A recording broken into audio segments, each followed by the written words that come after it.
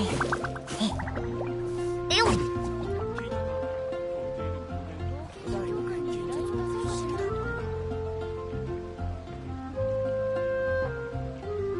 らっしゃいませ。何かお探しですか？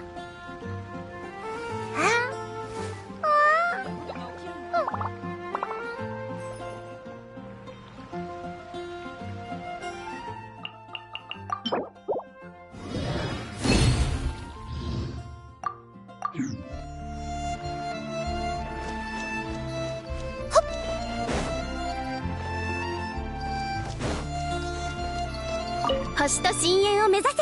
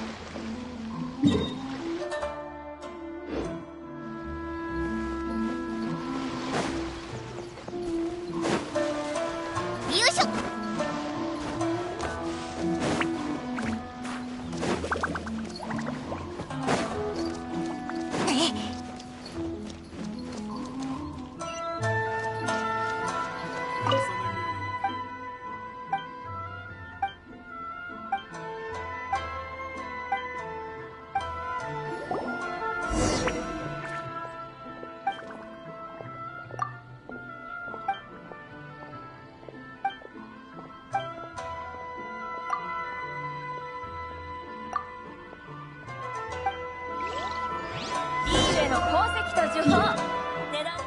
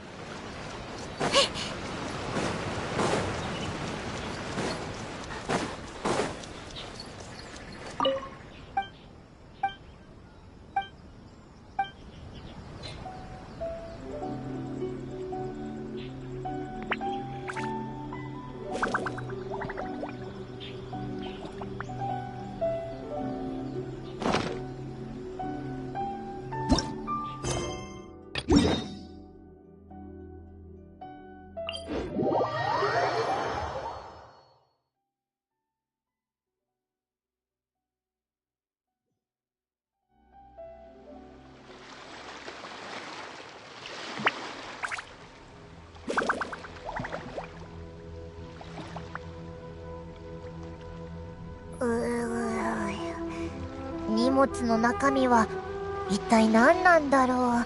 気になる。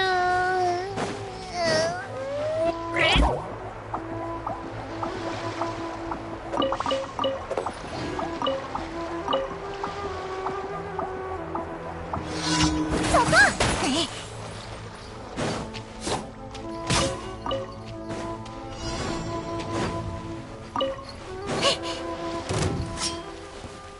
命を捨てに行けねえどうだ。十言律流でダメだ。せいやはりダメだ。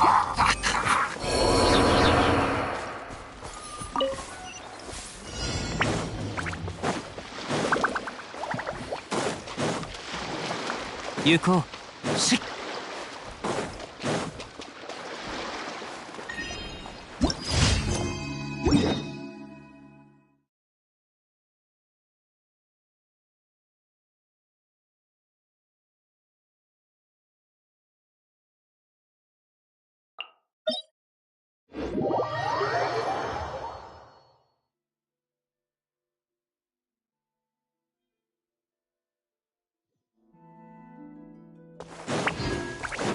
行こう。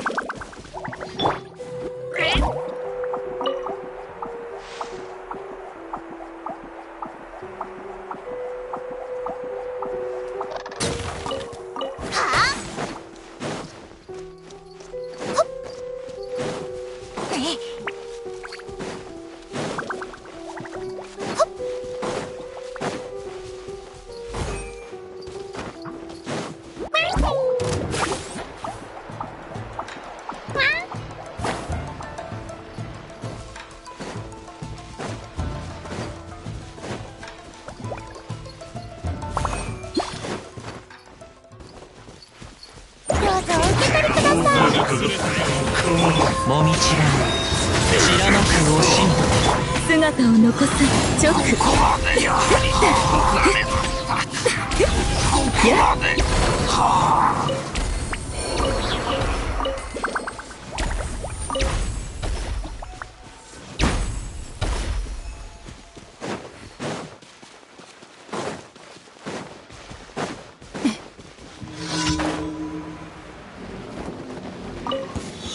今回は大物が釣れたようだ。ちょうどいい。せい高評価よろしくお願い。ダメだね。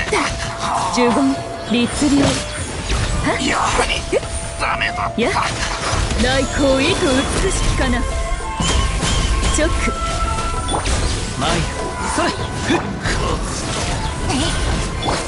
姿を見せよオズ。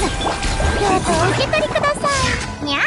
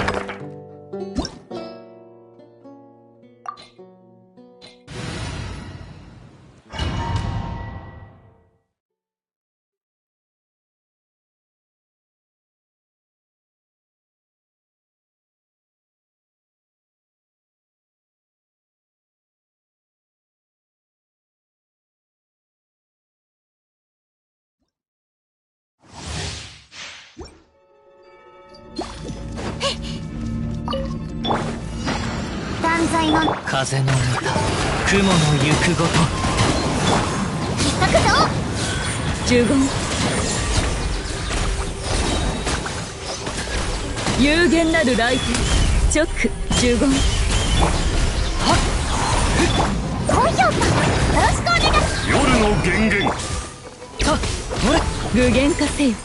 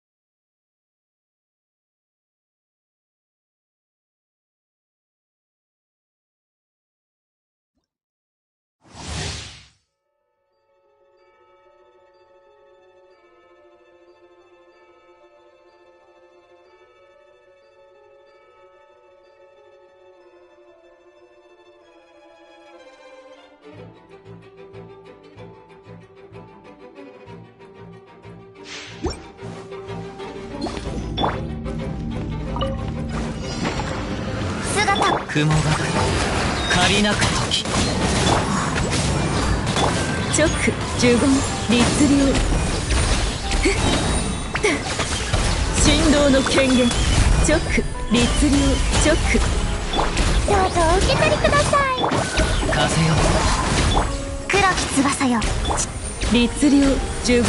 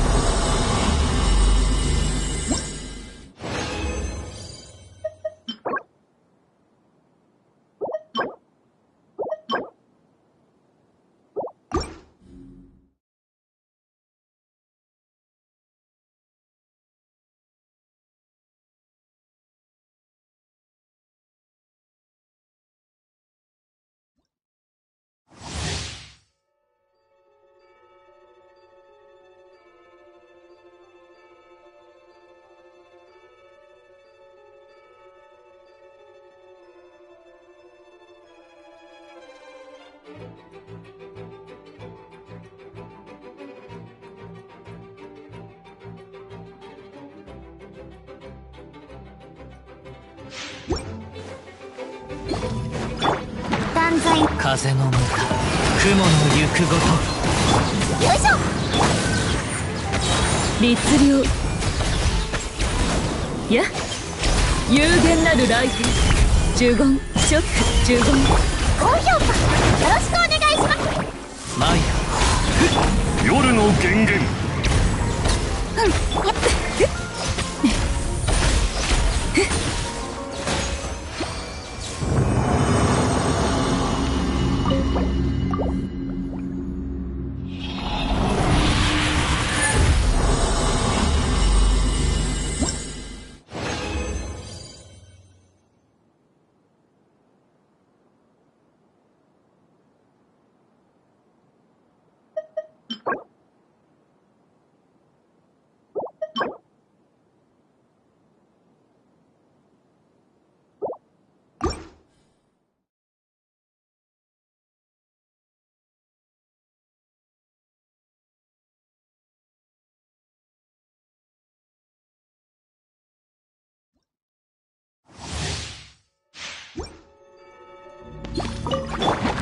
姿雲が来る借りなく時よいしょ。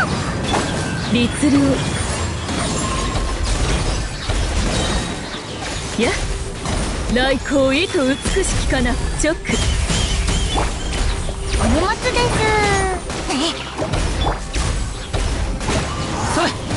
影のカラスが優也をも律令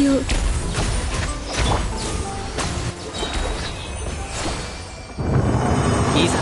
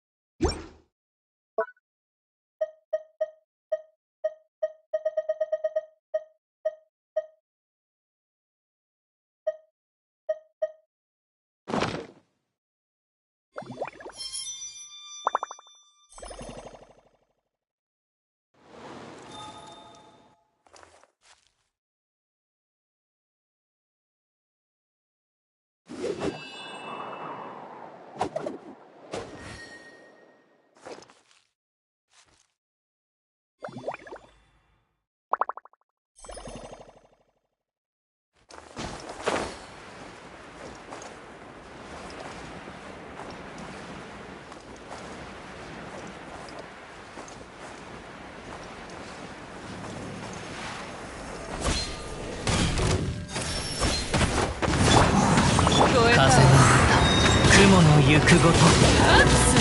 おっと失礼。チョック十分邪魔。驚かせ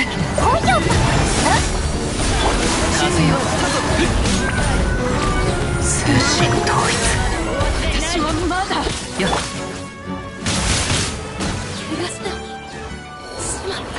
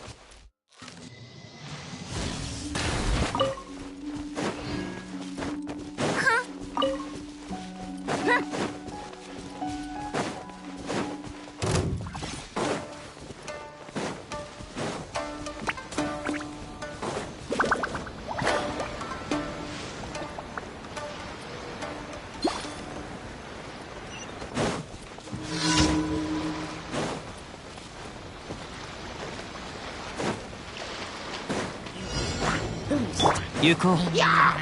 風を知れ。断罪の名において律令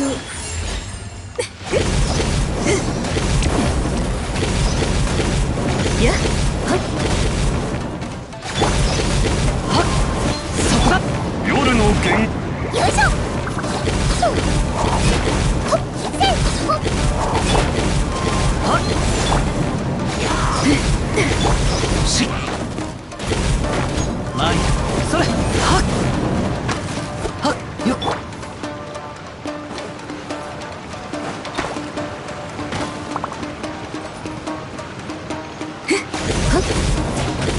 せい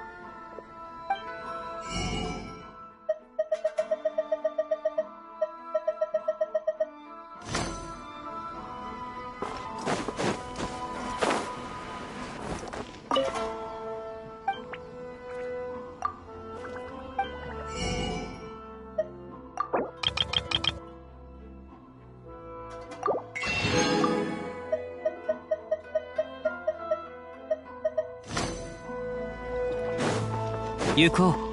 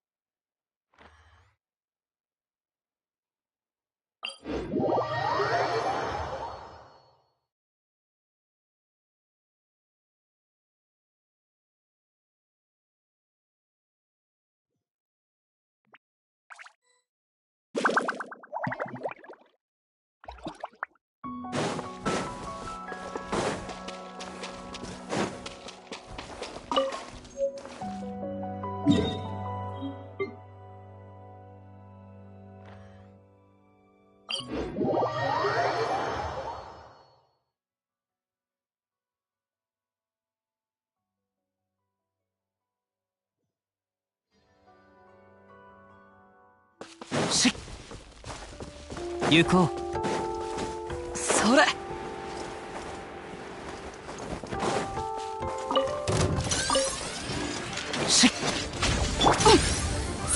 見せよ。風よ。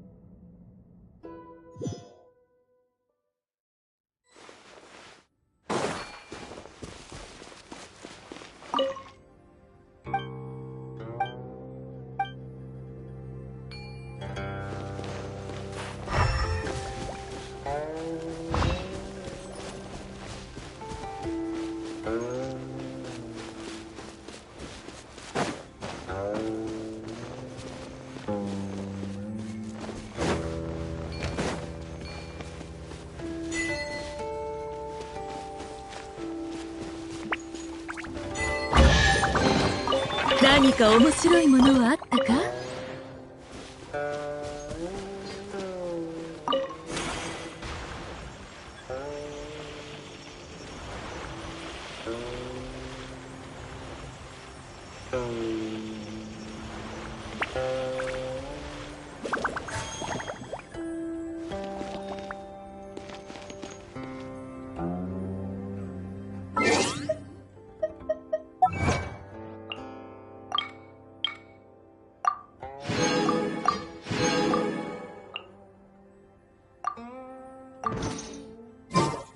最近の八重堂の小説は異世界転生ものが多すぎる。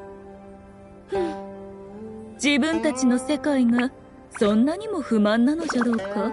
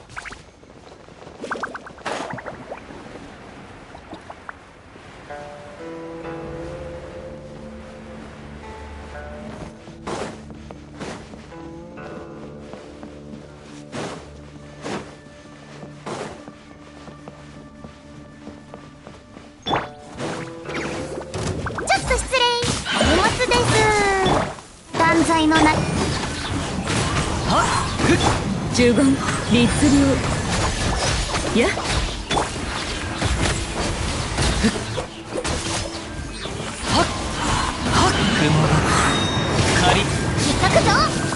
姿を残さ直はっ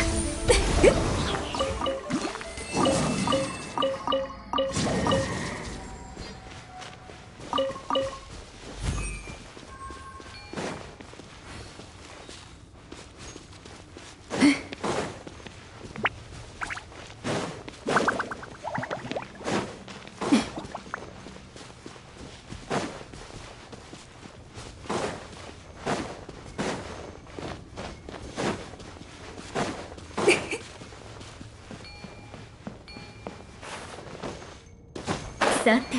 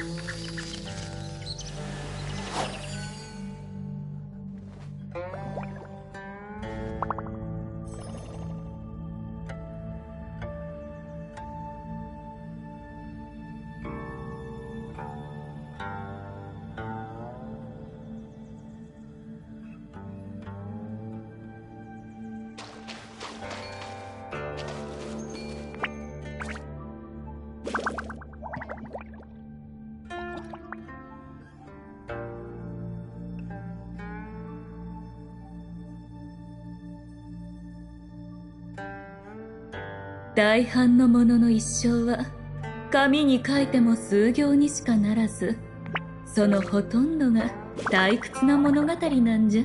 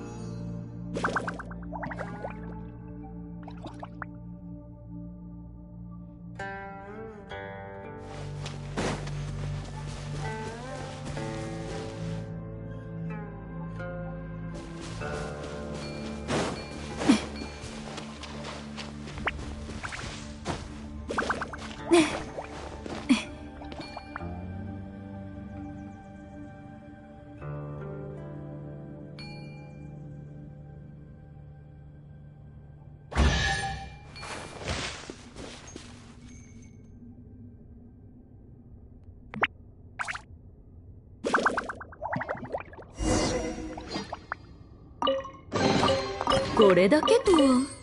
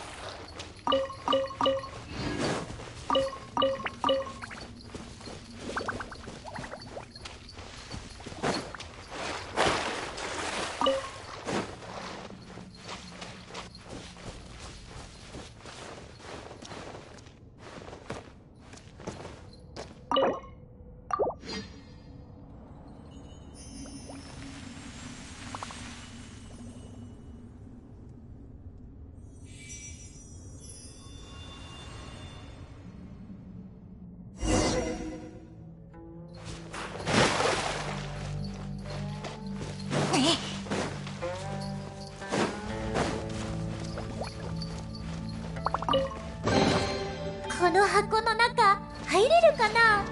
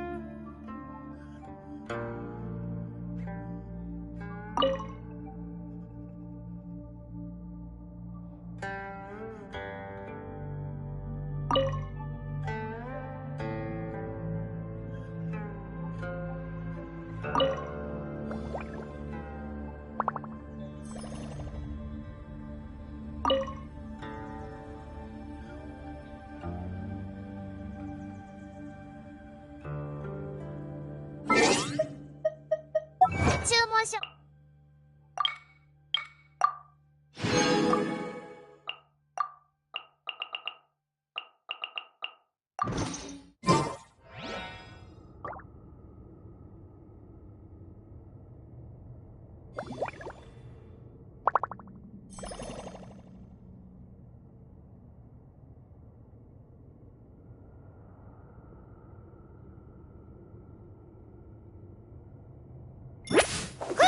は、ああー。えよっ。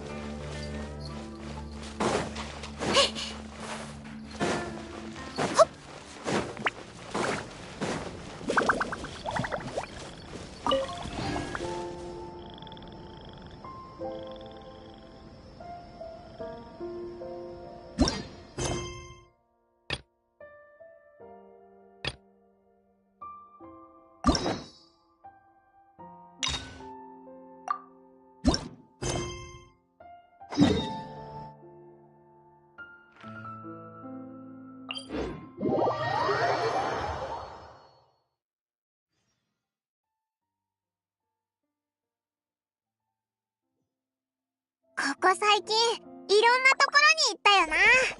今日は一旦冒険のことは置いといて、ちょっと休憩しないか？どこに遊びに行くか。そうだ、奥蔵さんに行ってみるのはどうだ？あの船長には全然会ってないだろ？前はいつも急に現れるからびっくりしたもんだぜ。今回はオイラたちの方から奇襲をかけてやろう。にゃ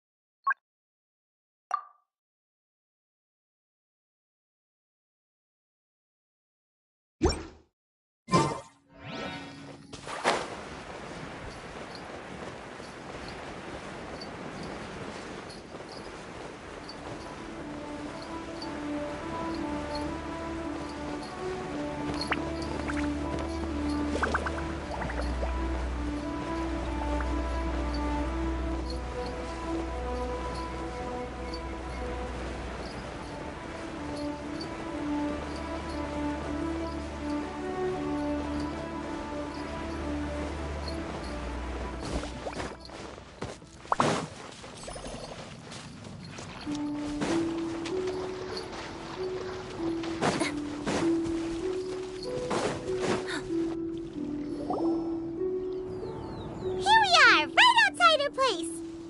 Do you still remember the first time we came here? We even brought offerings and everything. And when we told her that Rex Lapis had been assassinated, she immediately threatened to squash Liyue Harbor. Paimon thought she'd be impossible to get along with. But now that we've spent some more time together, she's really not like that at all. We probably don't need to bring any offerings now that we've gotten to know her pretty well, right? Still, Paimon's got some snacks around here somewhere, so if she really wants something, we could just use that.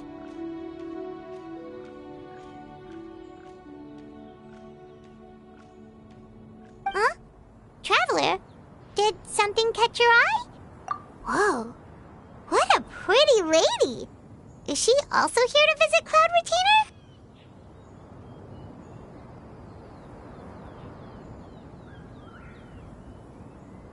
Yeah, you're right. All it takes is one look and you can tell she's someone special. As expected of that bird lady, really. She must have a whole bunch of Adepti friends from all over the country. Okay, but if we're both friends of Cloud Retainer, then we're basically friends by association, right? Want to go up to her and say hello? Helping you make more connections is a part of Paimon's job as your reliable guide. Paimon's got this.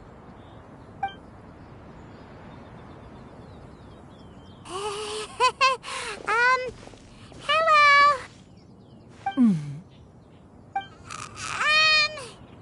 Paimon is Paimon! And this is the Traveler. Paimon doesn't think we've met, but we're also friends of Cloud Retainer. May we have the pleasure of learning your name, Madam Adeptus? You two... What is this tomfoolery? Has this shift in form so clouded your eyes that you no longer recognize one anymore? Wait, you're... Huh? You're the illuminated bird? But you look... human! How did that happen? Oh, donning human form is scarcely any test of one's abilities. As for your confusion, one merely had no reason to indulge such inclinations before. So, you're indulging now because? Well, one has made plans to pay a visit to some disciples at Liyue Harbor. Taking on a human form for such a trip is simply a way to make matters less conspicuous. You? Worrying about keeping a low profile? You're the one who likes to pop up out of nowhere all over the place. In fact, Paimon can think of several examples. Like last year, when you suddenly appeared on the top of a roof without any warning. Or...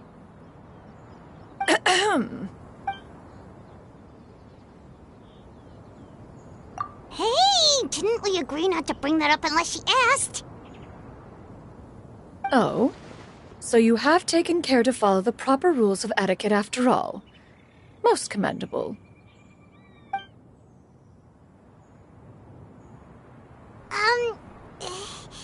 Well... One has never found oneself lacking in basic comforts. On the contrary, it is the gesture that one values above all else. So long as you've shown proper respect and consideration, the quantity or quality of the gift is but a trivial matter. That kinda makes Paimon feel a little guilty for trying to keep them for herself. Anyway, where were we before you reminded Paimon about the gifts? Ah, right. So by disciples, you must mean Ganyu and Shenhe. It's also been a while since we last saw them. Maybe we can come too. One planned to extend the invitation even if you had not raised the matter yourself. Shenhe and Ganyu should be quite pleased to see you again.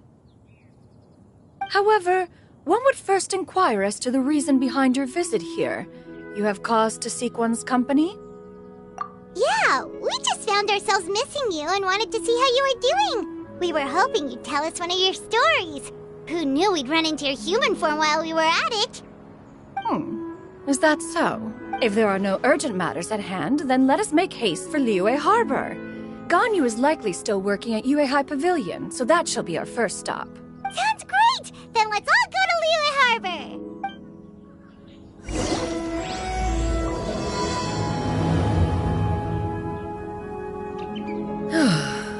Ganyu has been quite busy with work as of late. One can count on one talon the number of times she returns to Mount Outsong each year. Shenoha has also secured employment recently. In her correspondence with me, she wrote that she shall have no need to return for the foreseeable future. Did they think one was so easily mollified? One shall investigate everything with one's own eyes and decide for oneself if their living conditions are satisfactory.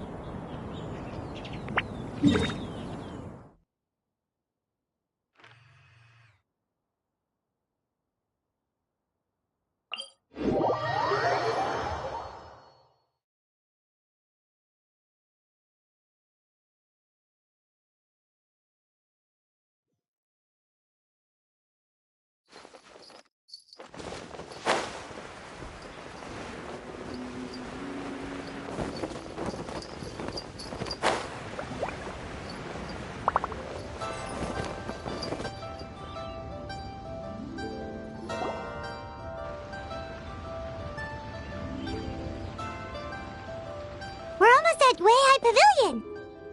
Hey, do you think Ganyu will be shocked to see Cloud Retainer like this? Guess we have no idea if Shenhe and Ganyu have ever seen her in this form before. Wait, where did she go? Why are you just standing there, Cloud Retainer? Quietly now. One shall stay here. You two can go and meet with her.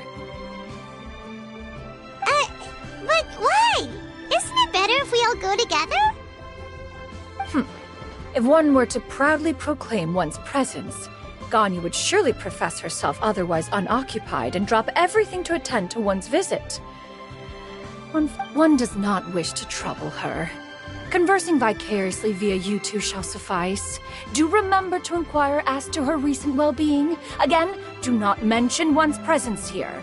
Fair enough. Makes sense. Alright then, we'll just pass on your regards and... Cloud Retainer? Oh, Oh, busted. Is that lady someone you know, Ms. Ganyu? She is indeed.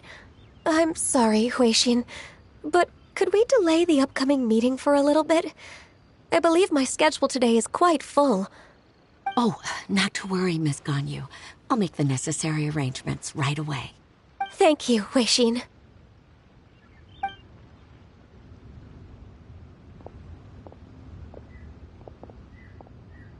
It's been a while, Ganyu. Greetings. What brings you here today? And Cloud Retainer, too. It's been quite some time since I last saw you in this form. you are quite mistaken. One is not acquainted with this Cloud Retainer of whom you speak. One is simply a mere mortal passerby. Huh? Seems she's not buying it. That was but a simple test. One did not expect you to be able to recognize one so easily, especially after so many years of only seeing one's other form.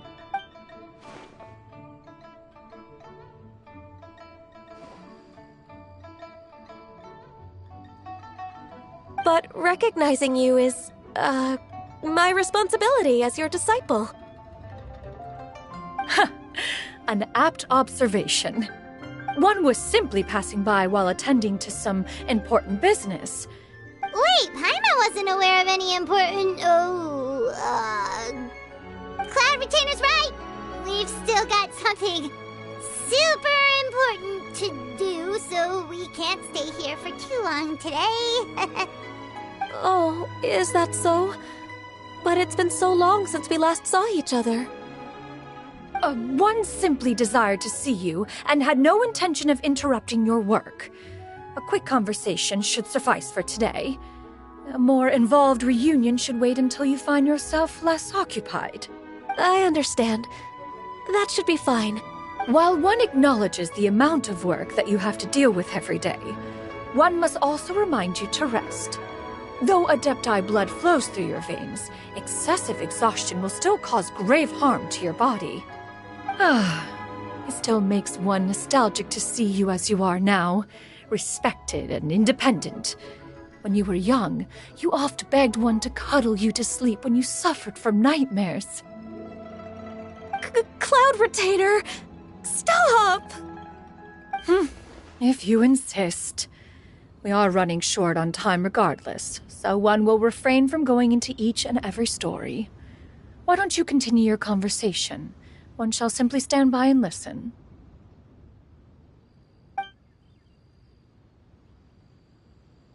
Wow, you've been to so many new places since the last time we spoke. If you ever need anything, please just come find me at Yuehai Pavilion.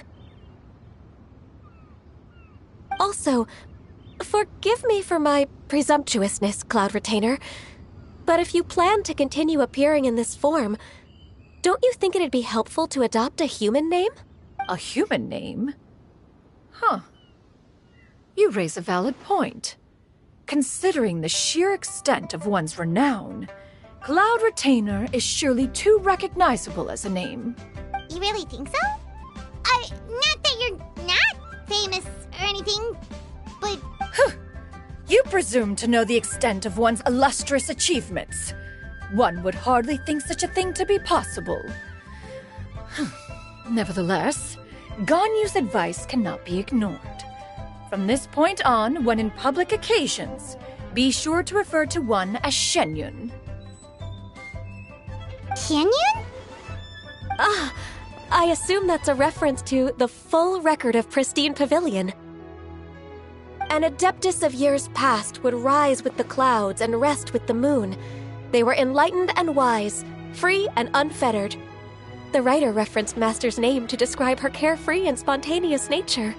Oh, that sounds super cool! Paimon feels like only the most powerful of Adepti could rise with the clouds and rest with the moon. Actually, those lines were originally written to describe Cloud Retainer herself. Huh? Wait, so you're really that powerful? And what of it?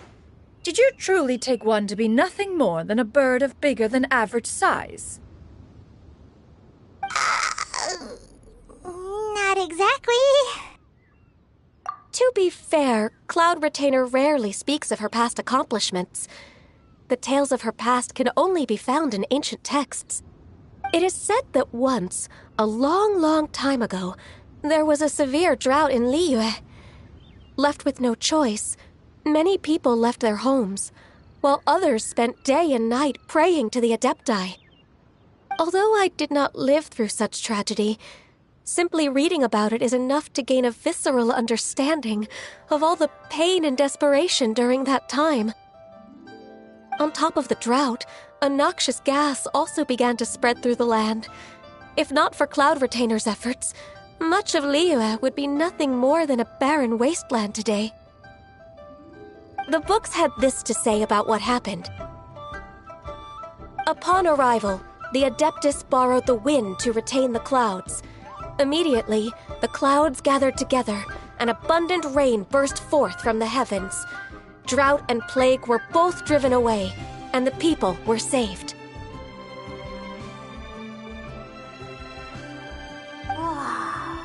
That's incredible! Mortal records add embellishments to dramatize past events. One did merely what one ought, and even if one had not interceded, the other Adepti would surely have stepped in to help. Even so, you stopped an entire drought! Can you really control the weather like the book said? Oh, Paimon suddenly has a lot more respect for you. So it was Paimon's bad for calling you Illuminated Bird before. You're not too mad.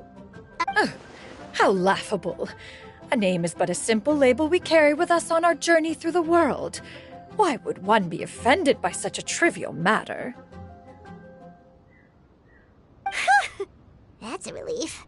In that case, Paimon will continue to call you whatever feels right in the moment. Well, that is quite enough ancient history for now. Ganyu, have you had word from Shenhe? One has heard that she procured a job recently. Have you any thoughts on her workplace? And what, pray tell, of her monthly remuneration? Moreover, does she find herself overly inundated with work? Is she allowed time off during Lantern Rite? That is a lot of questions. There is no cause for concern, Cloud Retainer. I introduced Shenhe to her employer personally. Wanmin Restaurant's business has been booming recently. So, with Chef Mao being swamped with customers, and Shangling still off and out in search of new recipes, I introduced Shenhe to staff the restaurant. I see. Most excellent indeed. One has had the pleasure of being introduced to that family. Shangling is kind and astute, while her father is loyal and reliable. One has no cause to believe that they will make Shenhe's work difficult. Now, it is almost time to partake in the victuals of noon. One shall visit Wanmin Restaurant in person and see— Huh? But didn't you just say that you had something important to do? Can that wait until after we've eaten? You may return to your work, Xianyun. One shall see to this matter on one's own. There will be many an occasion to dine together in the future. One is certain the opportunity shall present itself most readily. Of course, Cloud Retainer. Please take care. Traveler, Paimon, I'll see you some other time. See you around, Ganyu! Paimon was pretty quick on the uptake there, don't you think? As soon as you mentioned important business to attend to, Paimon realized that you were just looking to cut the conversation short and not take too much of Ganyu's time. Is Paimon right? No, in fact, it was not an excuse. One is indeed visiting Liyue Harbor for an important purpose. Wait, for real? The moment is not yet upon us. Still, the truth will be revealed to you in time. Huh. She really seems to be playing up the whole mysterious Adeptus thing right now. Is it because we just heard that cool story about her powers?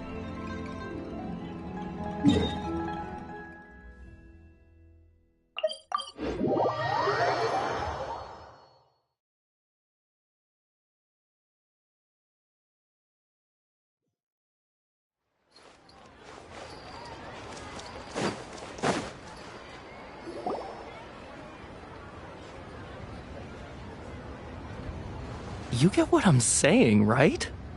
Yeah, how can I not? Not even fine food is enough to distract from the presence of a fine lady, eh? Oh, I'm far more interested in getting her details than ordering any dishes. Hey, how about you ask her?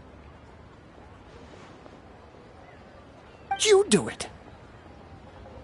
No. I think you should. Wait, she's coming. What can I get for you today? Greetings, miss. I was just wondering if you'd be willing to... What would you like to order?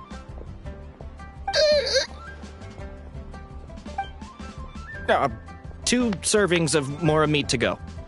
Good chat. Bye.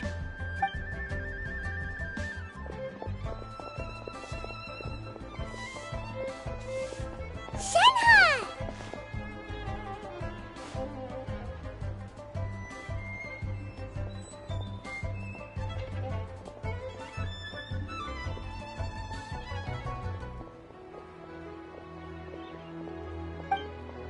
Welcome. It's been a while.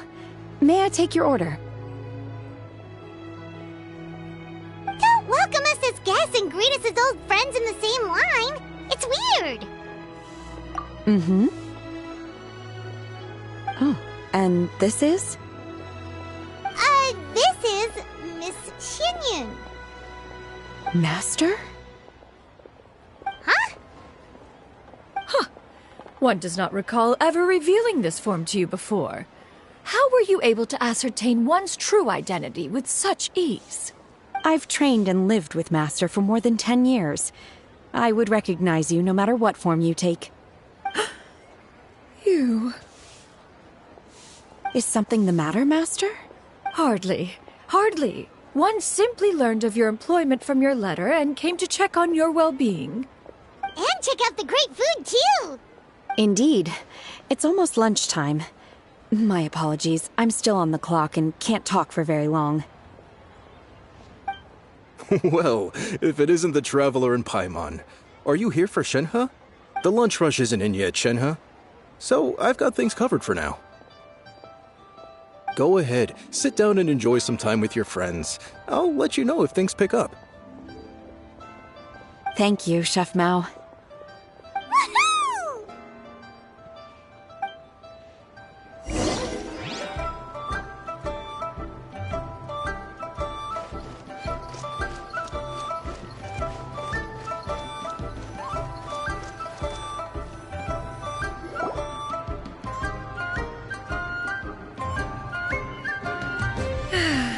It is just as one expected. The owner of Wanmin Restaurant is indeed a most reasonable and accommodating human. Still, the work here entails dealing with quite a varied group of people. Has this been difficult for you, Shenhe? It's been manageable so far. I sometimes run into strange people, but I have figured out a way to deal with them. Seems like you've been making progress. So by dealing with them, you mean... First, I try to talk sense into them. If that doesn't work, I threaten them with violence. At this point, they usually decide they are in favor of a civil conversation. How should Paimon put this? Oh, a sensible plan. One is gladdened to see you integrate so well into human society. And you, Master? How have you been? Simply marvelous. Though Mount Outsong has scarcely enjoyed your presence recently, one has hardly found the pleasure of one's own company to be lacking. I see. Just as expected of Master.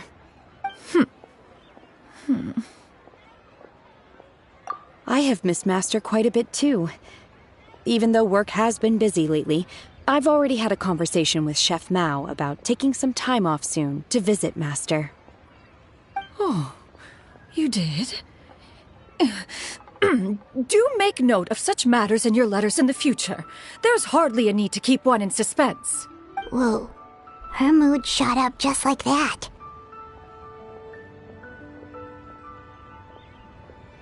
By the way, Master, since you are in Liyue Harbor, have you had the chance to visit Ganyu?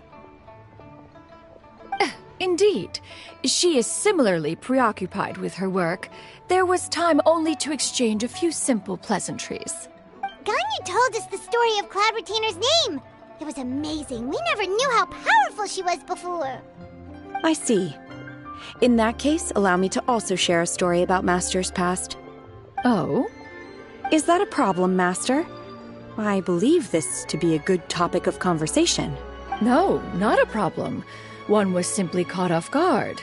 But no matter. Please, proceed. One is most curious to see how much of one's own conversational prowess you possess. Master once participated in a race against Mooncarver.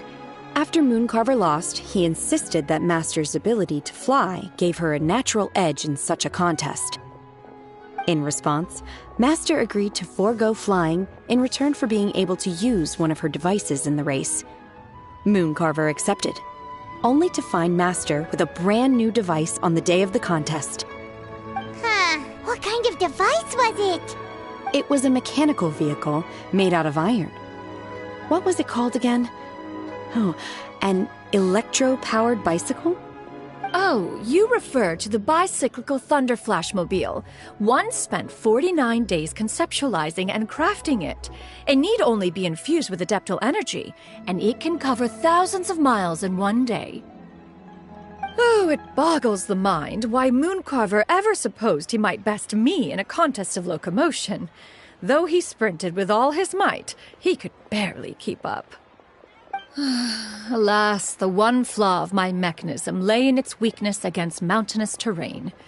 One was thwarted mere seconds from victory, when it was thrown off course and failed to make it across the final stretch.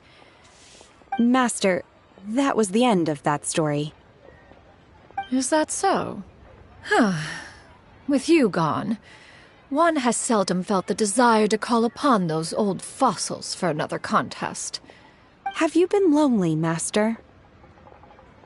Lonely? Huh. At one's age, entire human generations come and go in the blink of an eye. 'Tis a most foreign sentiment. The mere mention of it is preposterous.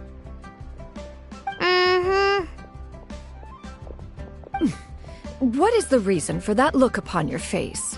It's nothing. It's just... Well, Paimon gained a lot of respect for you after listening to that story of you summoning the rain and everything. But all it took was a few words out of your mouth and it's like you're back to being that illuminated bird again. Paimon's just a little bit confused. Which one of the two is the real cloud retainer? To me, they are both, Master. One is the master that's widely revered by the people, while the other is the master that I respect and adore. Huh. One finds oneself exalted yet again with sweet words of praise and flattery of a most extravagant nature. You chose to exalt one with your words, yet you refuse to grace Mount Outsong with your presence for any extended period of time. What? This is not to say that your words paint an inaccurate picture. One has always lived by a single ideal. Eschew all action and abide by no rule. One does as one pleases and speaks as one pleases. Others may critique or praise as they see fit, yet one places little weight in such judgments. She got, 2 sentences of flattery from her disciple, and it's as if her ego is about to burst. Do you have any empty tables?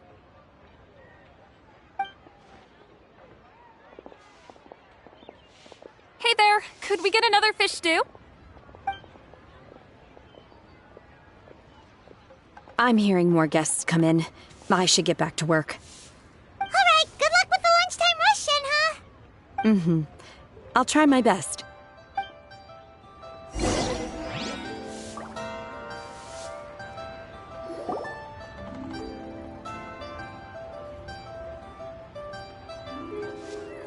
So much yummy food! Paimon's gonna feast!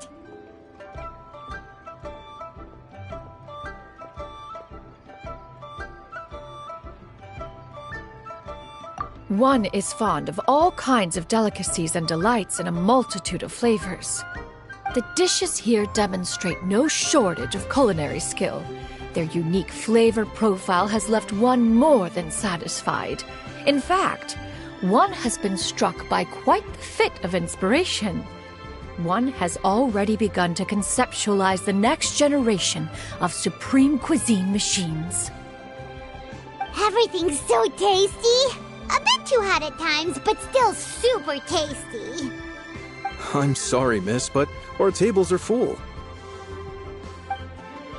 Shall we try somewhere else, Granny? But it smells so delightful. Can we really not eat here? My poor legs can't go on for much longer. Well, you could always check with some of the other guests and see if anyone's happy to share a table. Okay, I'll ask around.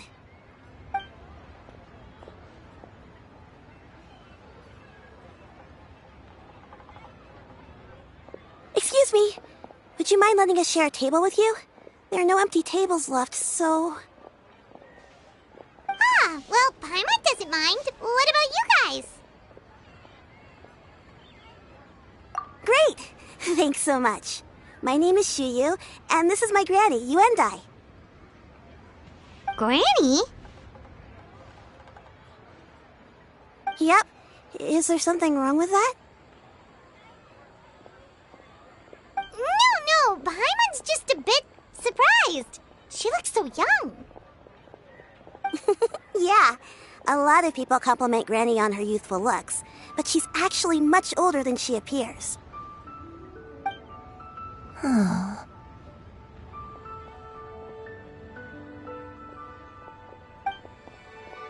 Granny, why don't you take a seat? Come on, it's not polite to stare. Huh. Have we met before? No. 'Tis a fated meeting, then. Please, take a seat. What would you like to eat, Granny? I can order for you. I want braised earthworms. They always pop up out of the ground after a rainstorm. No, not this again. Granny, there's no braised earthworms? Well, that sounds weird. Do people actually eat that? Right, that's what Paimon was thinking too. Need any help? Help? Oh, do you mean with Granny? Thanks, that's nice of you to offer. Granny has pretty bad dementia, so her memory's getting worse all the time. She's always saying things that sound kinda confusing.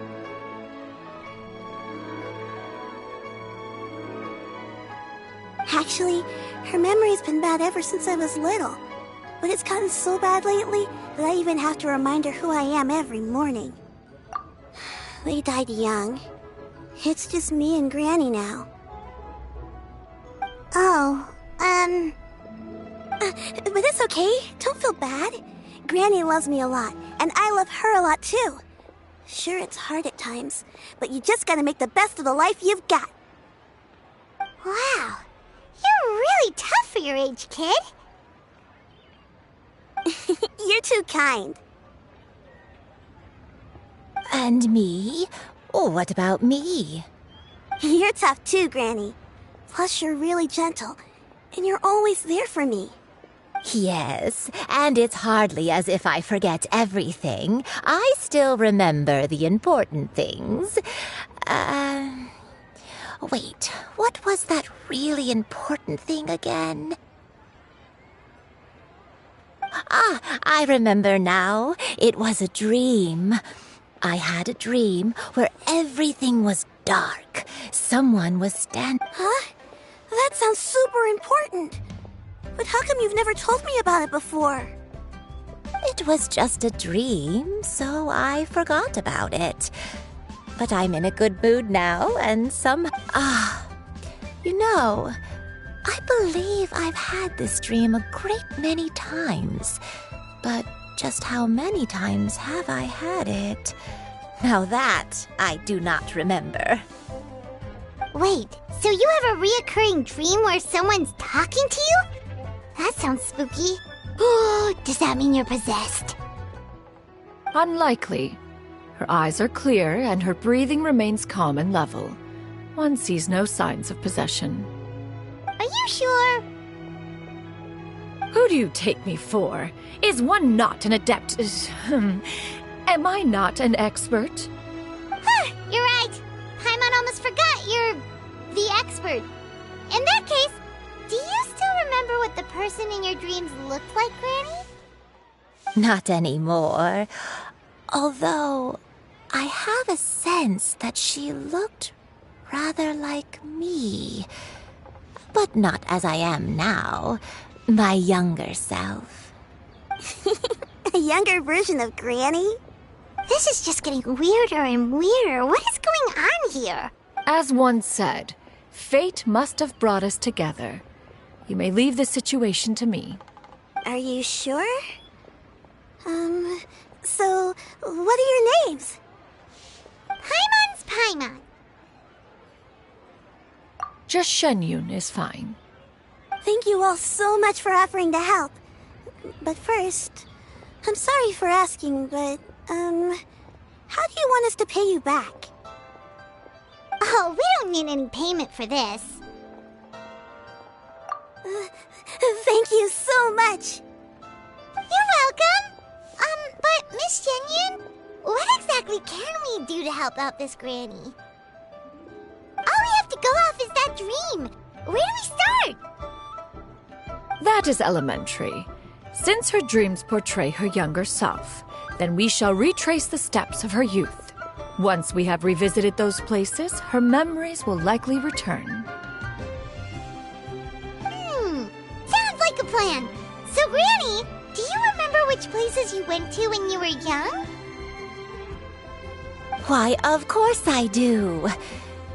The heavens above, the earth below, the wispy clouds, and the emerald mountain streams.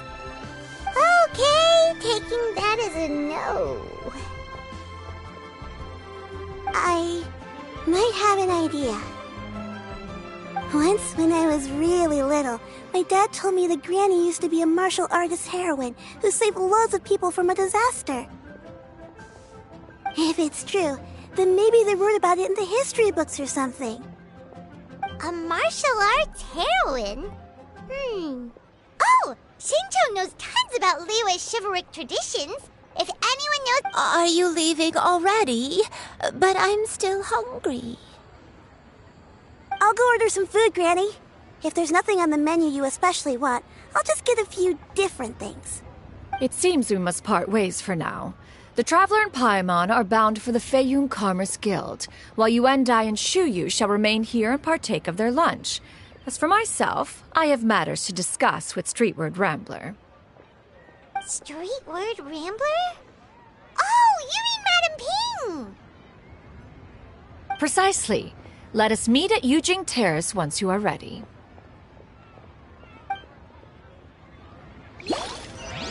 Everyone, please, eat to your heart's content. Always wanted to try this place.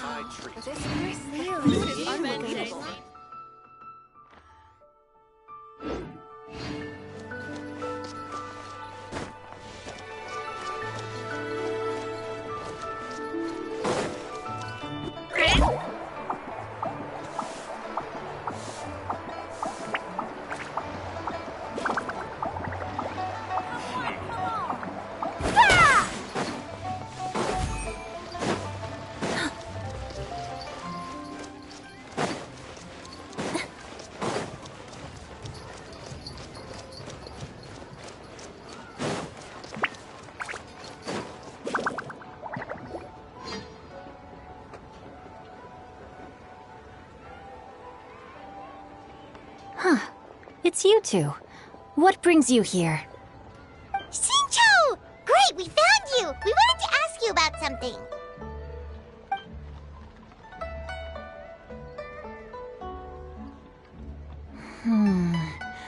That's not a whole lot of information to go off of.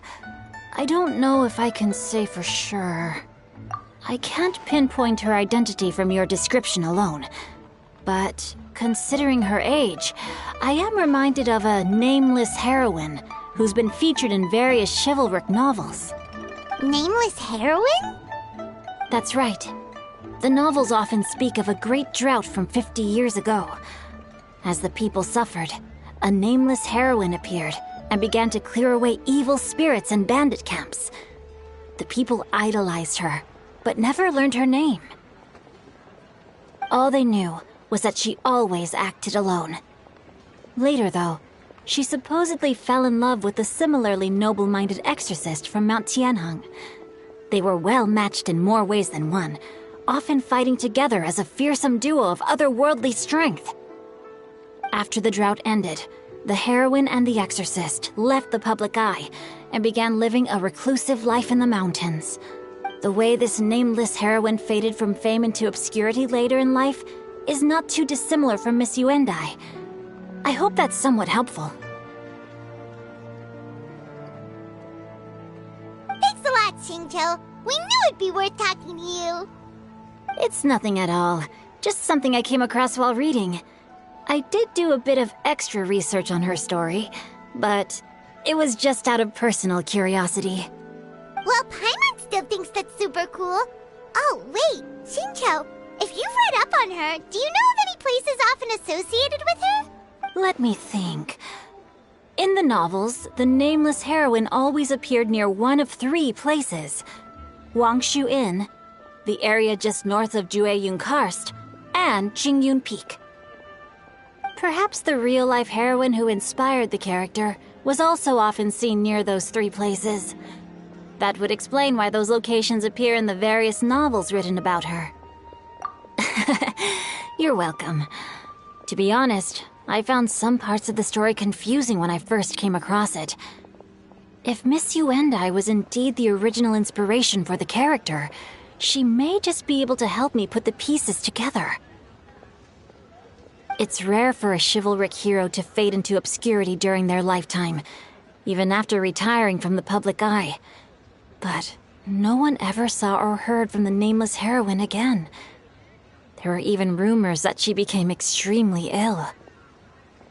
I've never understood why someone would go to such lengths to erase themselves from public memory.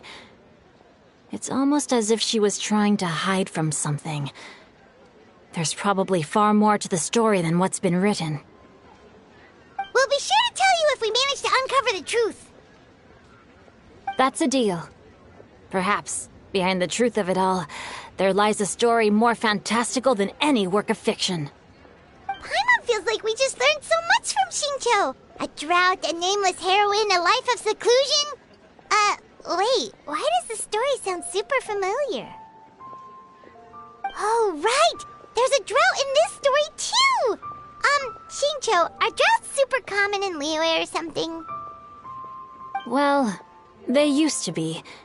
But people have long since developed methods to prevent them, like by cultivating the soil or digging canals. So while droughts do happen from time to time, they are rarely regarded as true disasters. The drought 50 years ago is probably one of the worst we've had in the last several centuries. The crops withered, the streams ran dry, and the monsters in the mountains became rabid and agitated. Countless caravans were attacked, and people who lost their homes came together to form bandit groups. What started as a natural disaster soon became a human tragedy as well. That sounds awful. Yeah, and that's exactly why the nameless heroine was so beloved. She must have been someone of true integrity, to do so much for the people while asking nothing in return. Still, as terrible as that drought was, it was nothing compared to the truly calamitous disasters that befell this land in ancient times. They say that back in those days, disasters were both more severe and more common. Only the strongest of Adepti could hope to dispel the ruin and devastation. Do you have any other questions? We're good for now. We're just going to head back and meet up with Miss Xianyun and the others again. Paimon hopes that Granny Yuendai will be able to remember more of her past. She used to be a great hero who saved many people. So sad that she can't recall any of it. Anyway, we'll be off now. See you some other time, Xingqiu. It's no problem at all. Safe travels.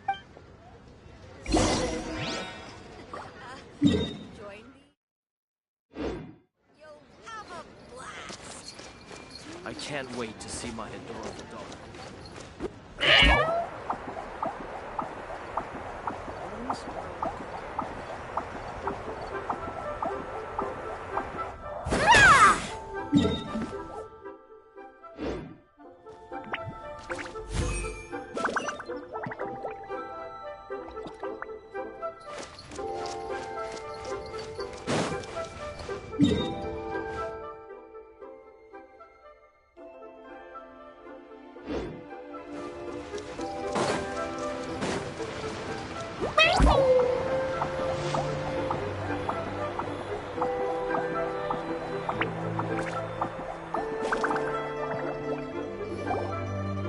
I have recorded the tune that you requested.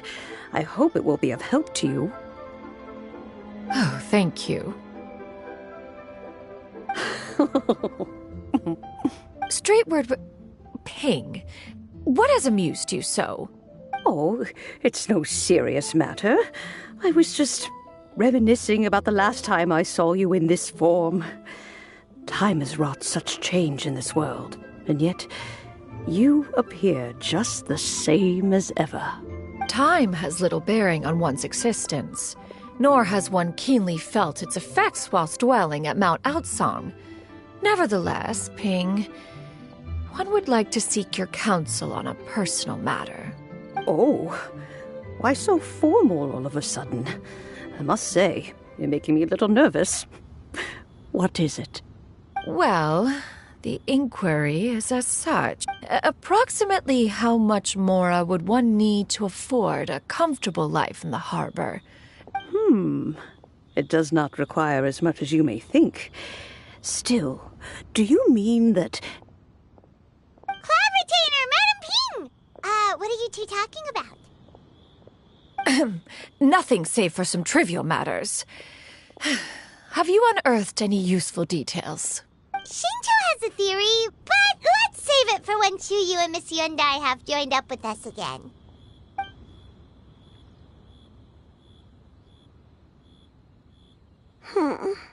Do not be troubled, young lady. Here, have some tea. Thank you so much. What do you think, Chuyu? Does it match up with what you know of your granny? According to the story, the nameless heroine eventually fell in love with an exorcist from Mount Tianheng. Maybe that's my grandpa. I don't have many memories of him, but there was this one time I found a box in our attic full of a bunch of weird sigils. I think so too. Granny might remember something once she's returned to a familiar place. What marvelous tea. I can taste the dew's sweetness in this cup. It's as if I was taking a stroll in the mountains, thoroughly one with nature and at peace. Is that so? Then please drink as much as you like. There's no need to hurry. At our age, it's always nice to slow down and take the time to appreciate pleasant conversation among friends. Thank you. Okay, since we have the time, can I ask you something? Sure thing. What would you like to know? I have a secret I want to tell you. Let's go talk over there.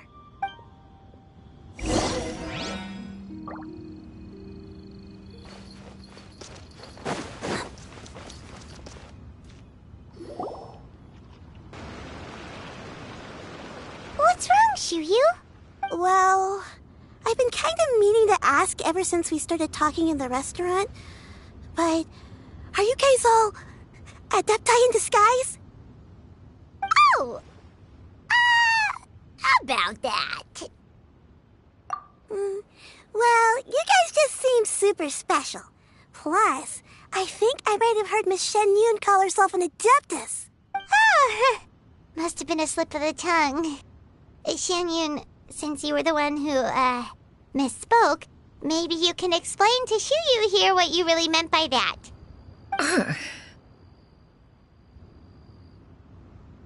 One is indeed an adeptus.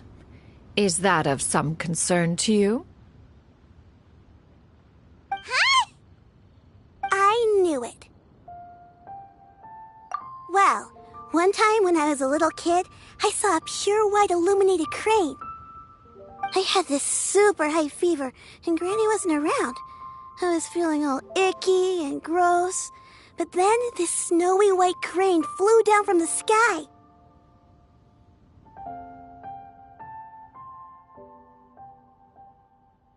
She put me on her back and flew me to her cool Adeptus house and fed me some sort of magic potion. When I woke up, I was already back in my bed and my fever was gone. I really wanted to thank her, but I was too sleepy to stay awake, so I never got the chance.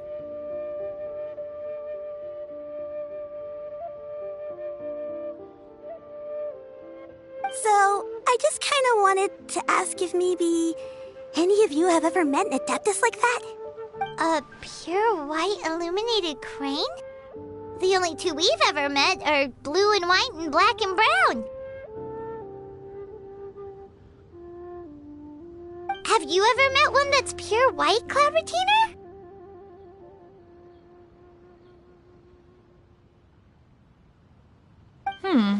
Never has one met an adeptus with such features. One surmises such a description is but a hyperbolic embellishment that oft results from narrative accounts. That's weird. Was it really just a dream then? Well, even if it was just in my head, it doesn't matter that much anyway. All I really want is to help Granny recover her memories. I'm really grateful for all your help. Leave it to us! Now that we know the 3 locations, we just need to visit them one by one!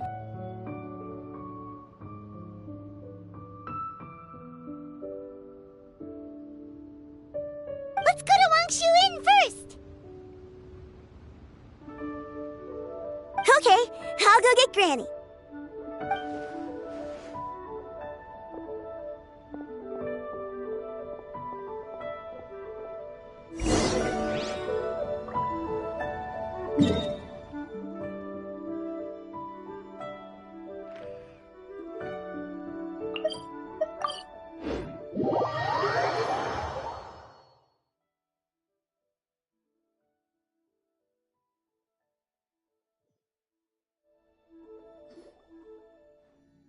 Wangshu Inn.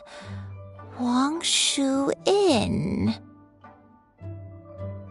Do you remember this place, Granny? Yes. The fish here is very delicious, and if you look out into the distance, you can always spot a bird that's been left behind by its flock. I believe I used to have a room here. It had a window. Yes, I spent a lot of time looking out that window. Which room was it again? Let me look. I'll come with.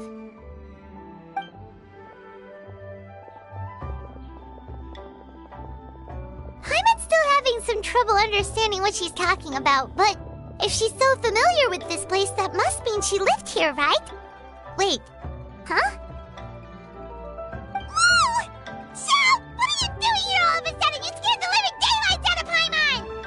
I sensed a non-human presence and decided to come take a look.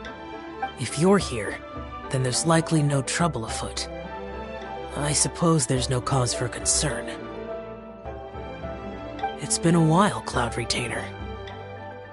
I see you have returned to your previous form. I have indeed. I fought alongside her in this form on many occasions during the Archon War. Oh, wow! What was she like during the war?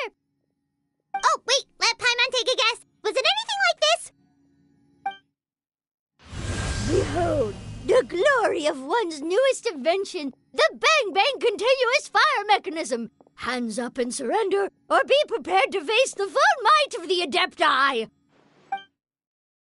An impressive imitation. Paimon knows her all too well. Even so, Cloud Retainer was not always as ostentatious as you describe. You may be unaware, but her talent with Adepti sigils is just as formidable as her skill in mechanics. The Archon War reached its peak after Guizhong's death. The Cloud Retainer who fought beside me in those devastating battles was taciturn and solemn, only speaking when she had to activate her sigils. A Cloud Retainer who barely talks? Paimon can't picture it. But what happened after that? If you were so powerful in your human form, why did you decide to take up your bird form again? Once one had bid farewell to the world of mortals, what use would one still have for such a shape? When dwelling between mountain and forest, away from the struggles and troubles of the mortal world, a mortal form is hardly the most fitting of choices. After the war, Cloud Retainer retired to Mount Outsong, only revealing herself to the occasional visitor. And although I do believe there was an occasion some 30-odd years ago, when she decided to don her human form. One believes there is little need to relive bygone matters. Granny, are you okay? Back then, at this place, Perhaps this conversation should end here. I shall take my leave now. Should you encounter any trouble, you need only call my name. However, given that you are traveling with Cloud Retainer, I trust you are in good hands. Everyone! I think Granny is finally beginning to remember her past. Slowly now, calm your mind and recount what has been recalled. A long time ago, I stayed here to recuperate from my illness. Huh. So what Shinto said was true! You did fall ill! Was that why you went into hiding? I don't remember. I'm very sorry, but I can't even remember the name of my illness.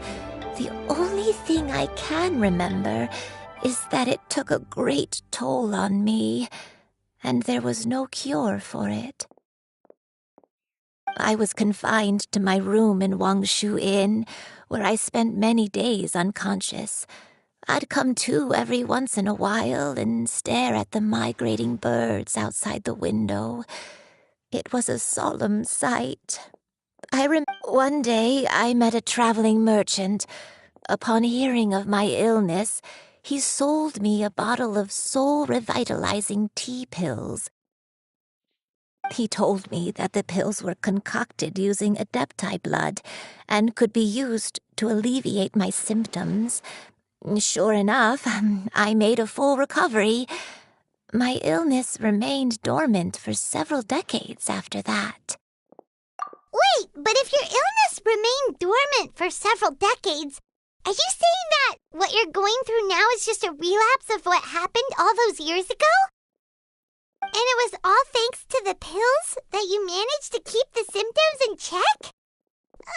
Paimon's brain kinda hurts. Do you remember anything else?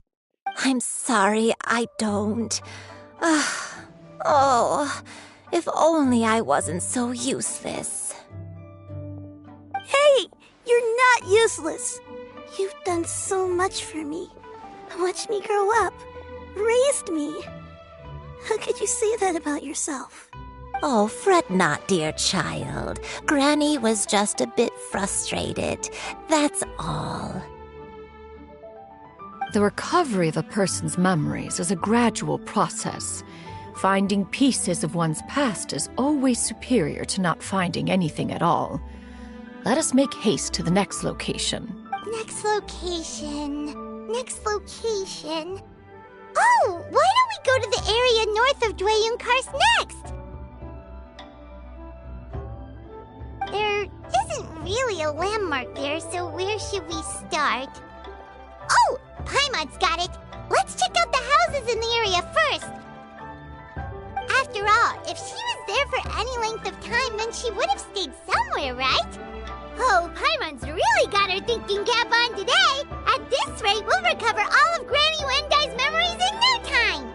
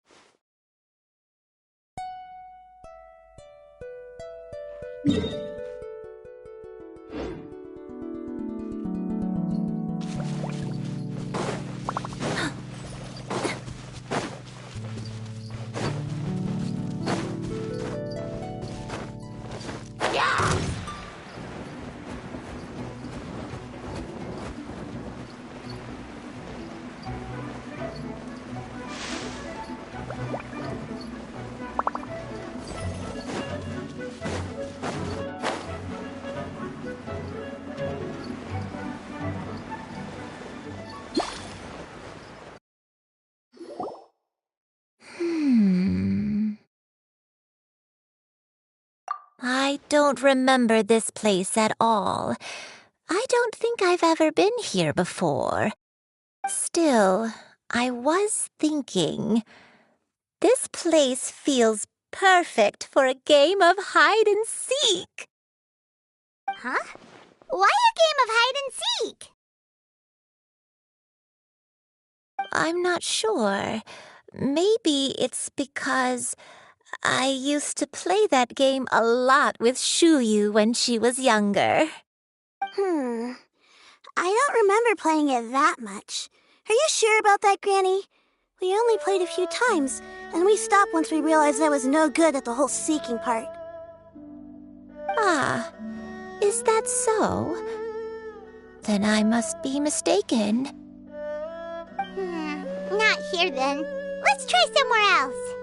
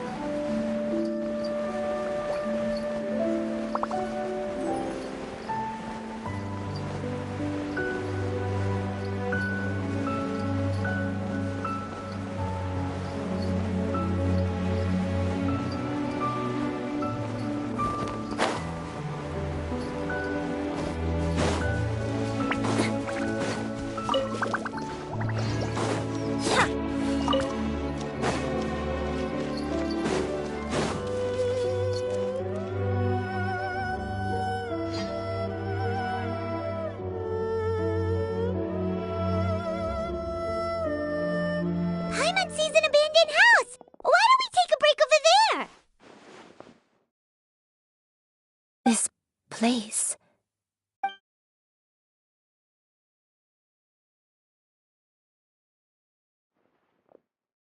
Did you remember something, Granny? I remember.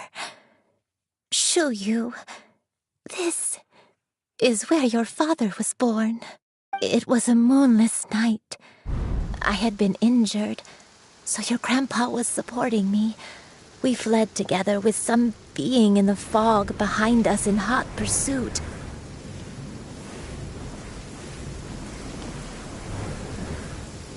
I had exhausted my strength when the labor pains came on, so we took refuge in this house. Your grandpa set up a barrier outside, but neither of us knew if it could hold the monsters back. I remember that night. I remember falling to my knees, reciting a prayer over and over.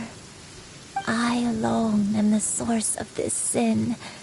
Punish me as you wish for forsaking my oath, but spare my innocent child. Sin? Oath? Did you do something wrong? I don't know. I don't remember. I only remember praying in the darkness with all my strength until the sun finally rose again and the fog cleared out. Eventually, the house was filled with the sound of my baby's first cries. That baby was your father. I remember I clutched him tight to my chest and wept tears of joy. It was my dad? He was my pride and joy, and so are you, Xianyun. You're so much like him, and I love you both so much. But you're always going to be different from me. I don't care what you might have done, Granny. You'll always be the person I love more than anything. You're too sweet, Xianyun. I'm lucky to have you with me. If not for you, I would not have had the courage to come here, to try to remember what I had forgotten. All right, let's not stand around any longer. There's one place left, yes? Let's go take a look. If one recalls correctly, the next place should be Xianyun Peak. Yuandai, how fares your health? I may be a bit slow, but I'll do my best to keep up. I'm sorry to keep everyone waiting.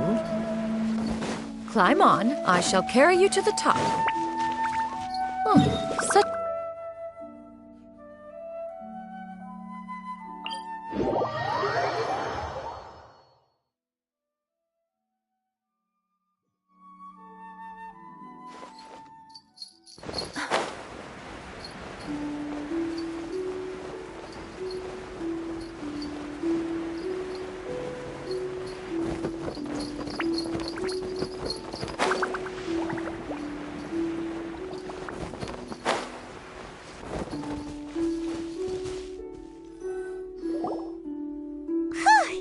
We're finally here. Does this place feel familiar to you, Granny Yuandai? Let me see.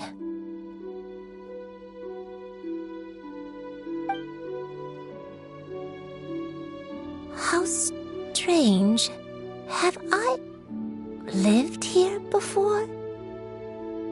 When we were at Wangshu Inn and the abandoned house earlier, though I couldn't remember everything, I still felt a sense of familiarity.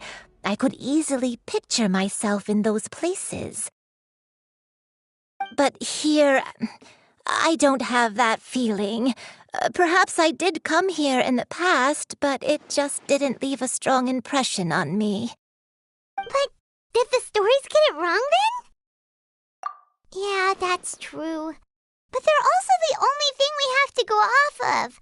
Paimon was hoping this place would jog Granny Yuandai's memory just like the others. I'm sorry to disappoint you two. It's all right. We're not going to give up yet. We'll figure something else out. Just you wait. Thank you. If only I could remember. Huh? That way. What's that mountain? Oh, let Paimon look! Huh? Isn't that Mount Outsong? Looks like we've come full circle. Mount Outsong. Mount Outsong. Granny, are you okay? Don't push yourself, Granny. It's okay if you can't remember. You shouldn't do something that makes you sad.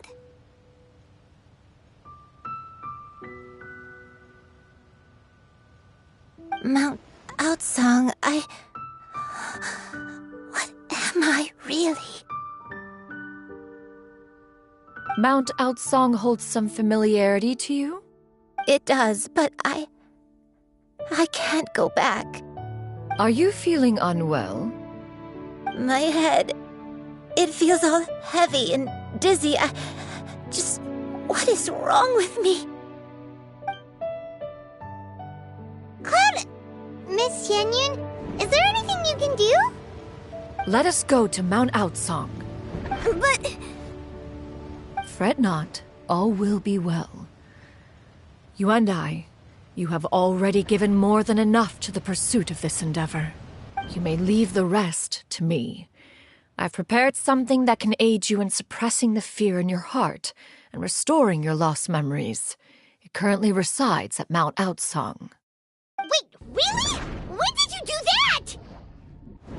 that? I never leave anything to chance. All will reveal itself when we arrive.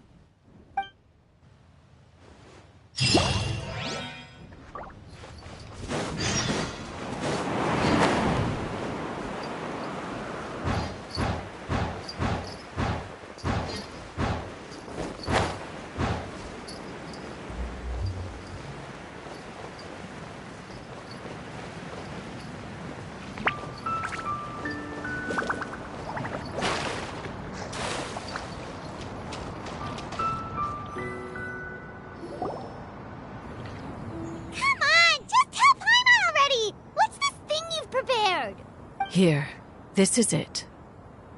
Huh? But isn't this the mechanism that you were tinkering with when we first got here? Precisely. A recent one at that. I am most pleased with the result. I call it the Suspensus Somnium mechanism.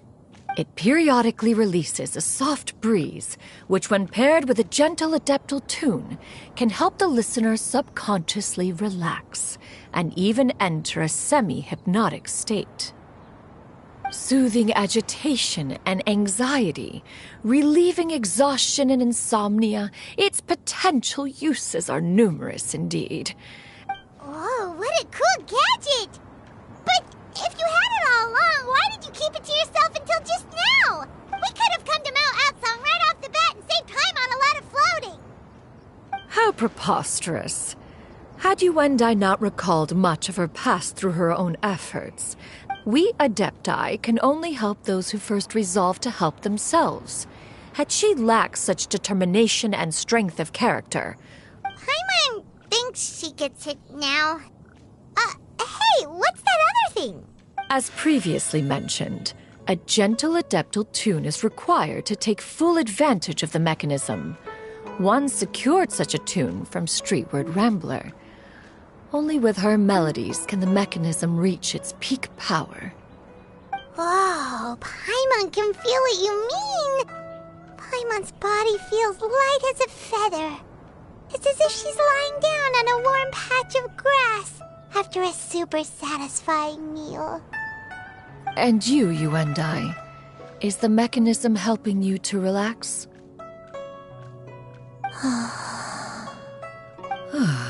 It appears she has already succumbed to the depths of reverie. Come, join one on this side. We shall give her some time to herself.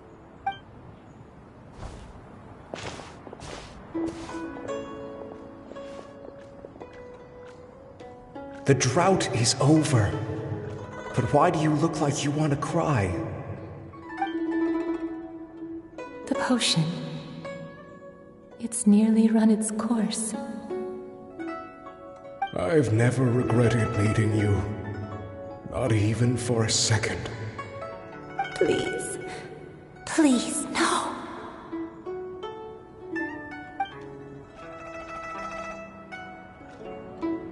Have you forgotten? This is the world you left behind.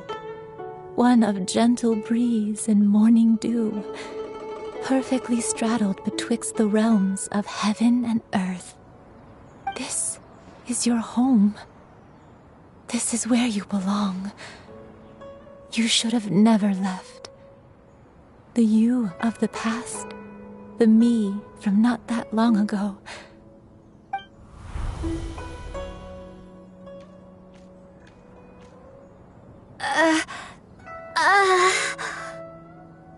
So that is the truth. No wonder this place is so familiar. Granny!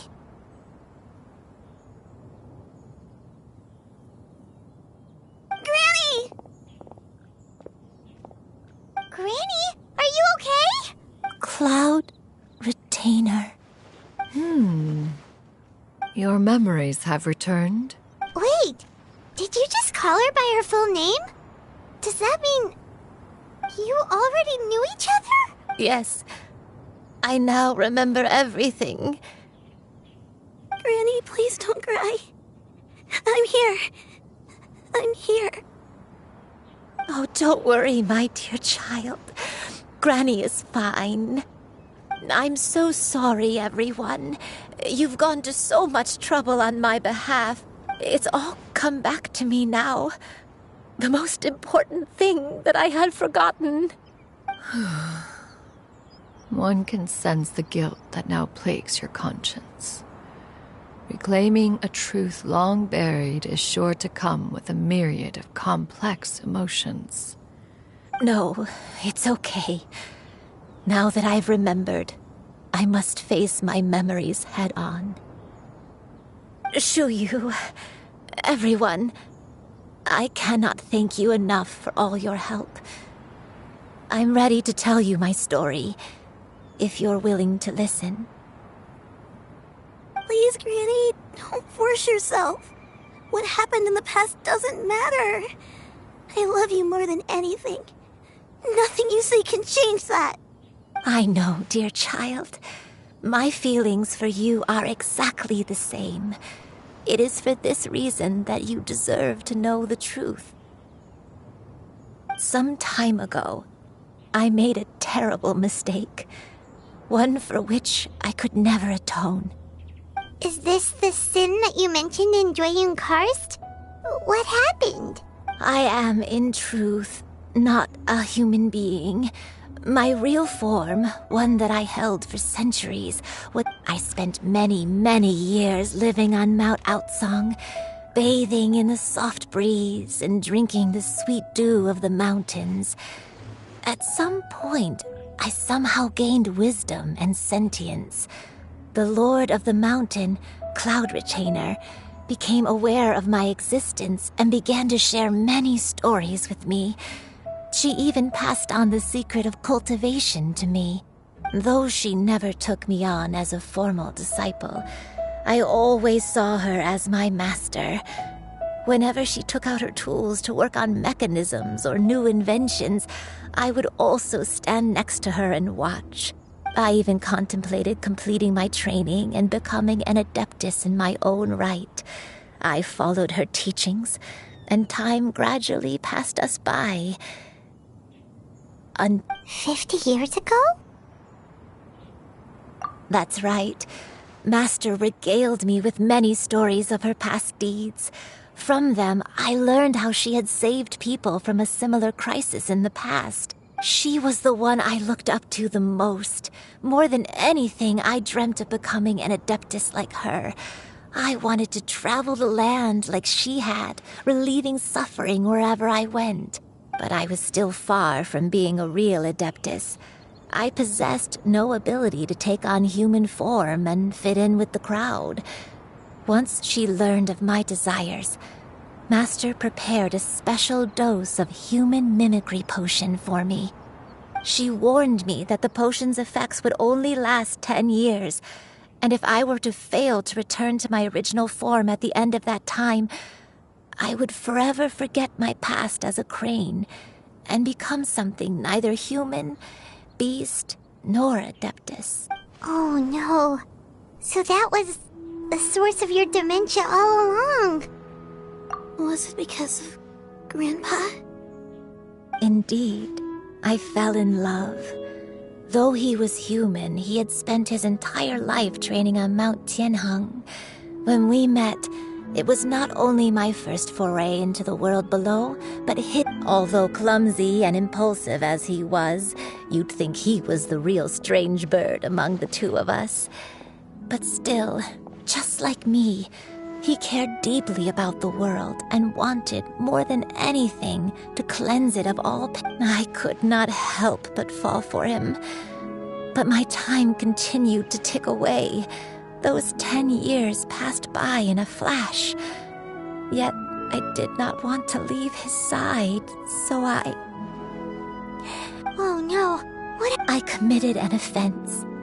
I wanted to stay with him, even if it meant living a life full of pain and suffering, even if it meant that I would eventually turn into a monstrosity.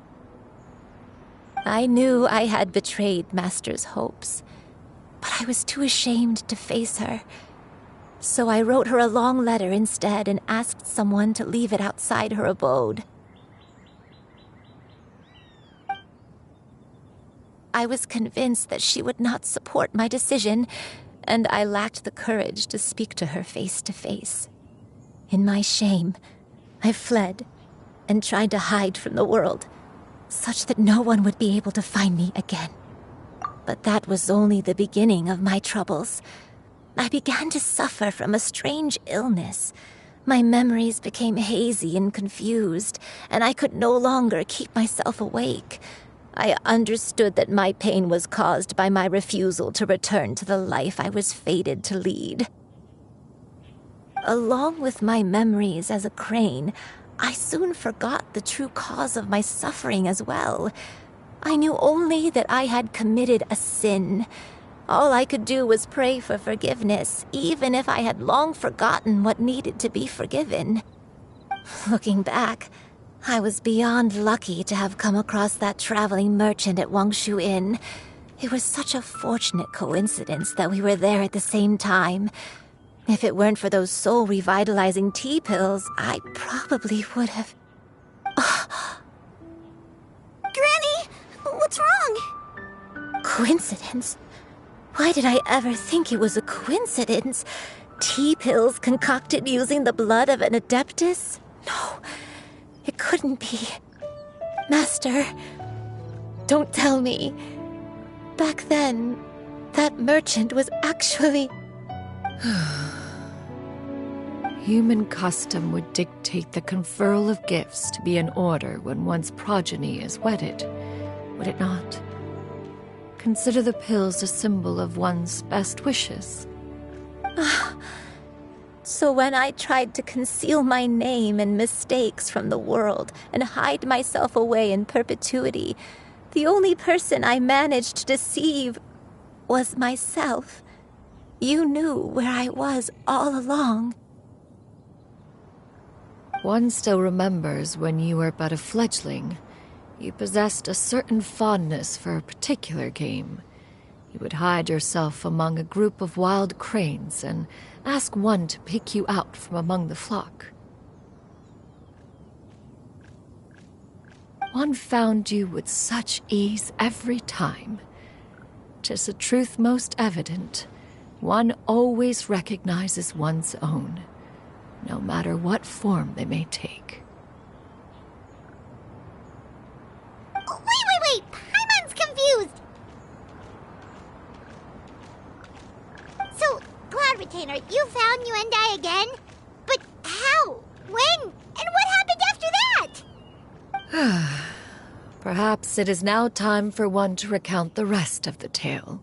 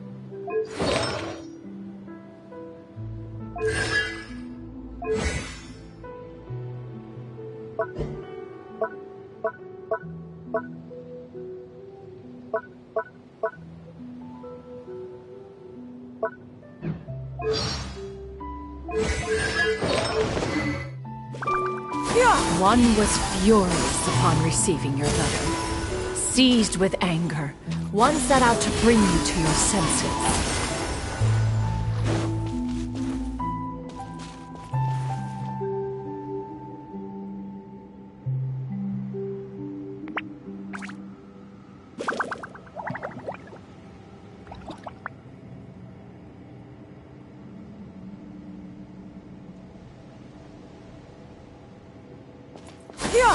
Scatter!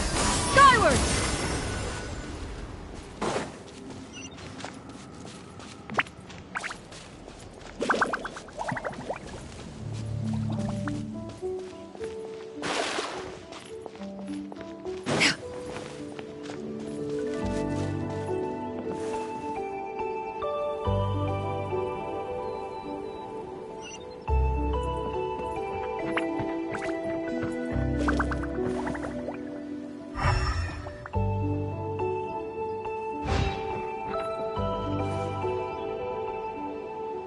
In truth, one had more than a few misgivings about your chosen partner.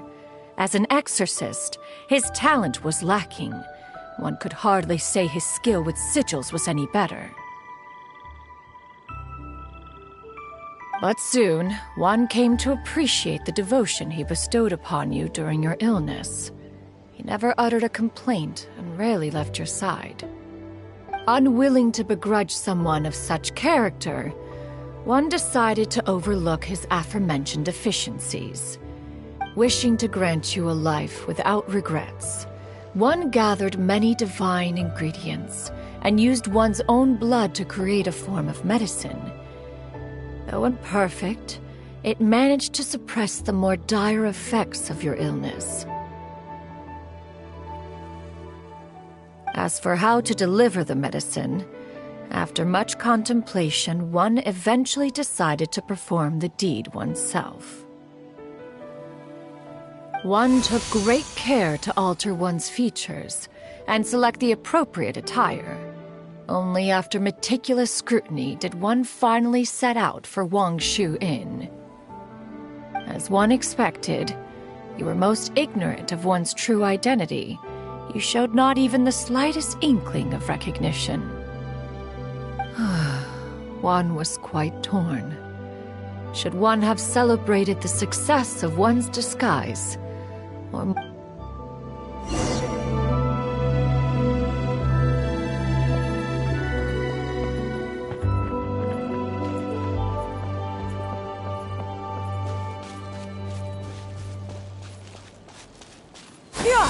Scatter! Skyward!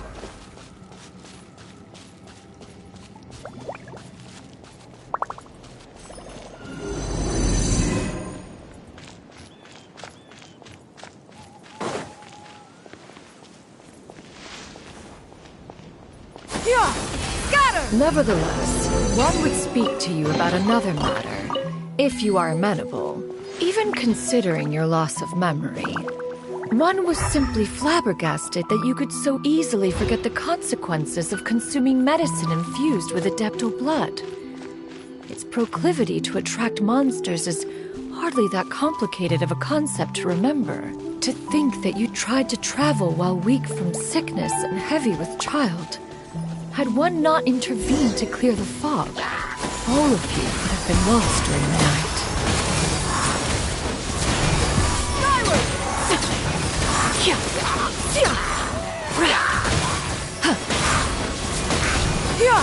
Scatter!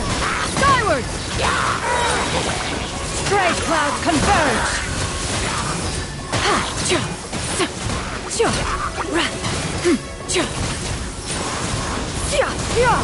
Scatter! Skyward!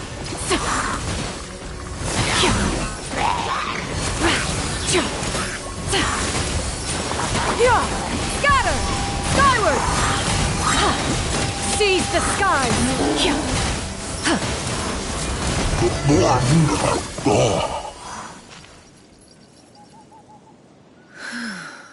Those monsters would hardly have pursued you with such ferocity without sufficient incentive.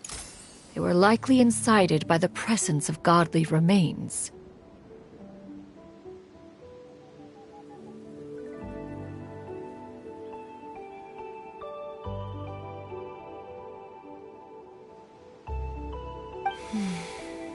Said godly remains, in turn, were likely drawn to the trace of one scent on your body.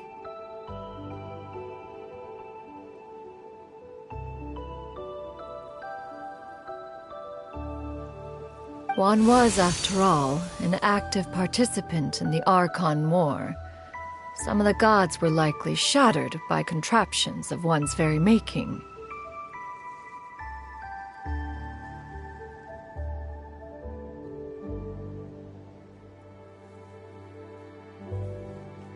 In the end, one was relieved to see you endure through the night. At the break of dawn, one heard an infant's cry pierce through the air, and one saw you carefully cradle the child to your chest. Although certain mortal matters remain foreign to me, one could not help but be moved by your joy. To see you happy, that was more than enough.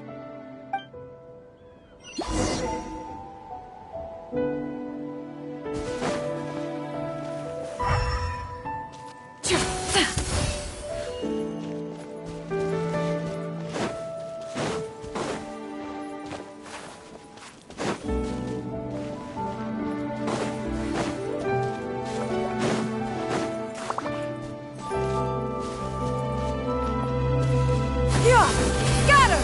Skyward!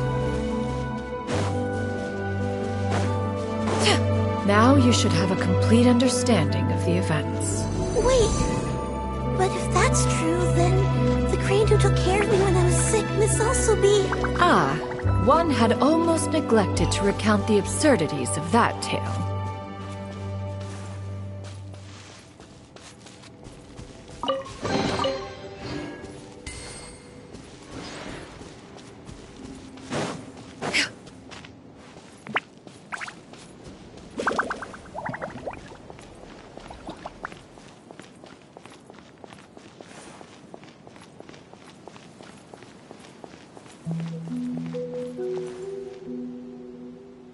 Just as you and I troubled one with her antics, so did you give one many a headache.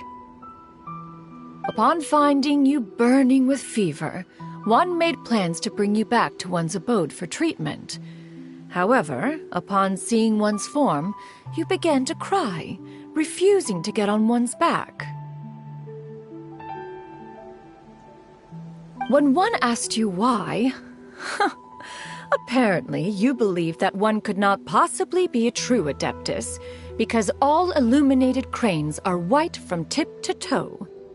One had no choice but to apply powder to one's body to conceal the variegated nature of one's appearance. You became more than amenable enough when one stood before you devoid of any other coloring. It bears mentioning, however, that as a crane, Yuendai was nearly entirely pure white in color. Though you had never encountered her in that form, you still recognized the essence of her being. Perhaps fate brought you two together in more ways than one.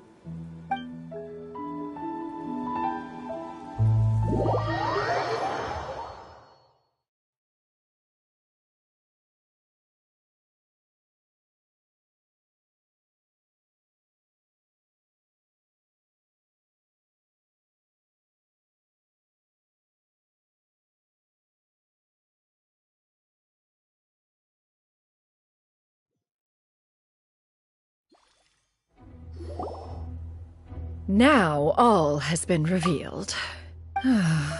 One owes you an apology, you and I. One recognized you upon your very entrance into Wanmin Restaurant. One has always viewed you as a disciple of equal standing with Ganyu and Shenhe. Still, one could not reveal your identity right away. Had one simply informed you of all you had lost, all those cherished memories would merely have become the fictionalized account of another. Memories are most meaningful when recalled by those who lived through them. Would you not agree? Even if the process was painful and arduous to experience. Master, I must ask. If you found me all those years ago, why did you leave me be, even though you knew about my mistake? Why did you not bring me back to Mount Outsong by force? One has never regarded your action as a mistake. It was a simple choice. When it is time for one's progeny to leave the nest, it is the responsibility of an elder to let them fly free. Yet, when your wings grow weary and the night grows dark, just know that you always have a place to which to return.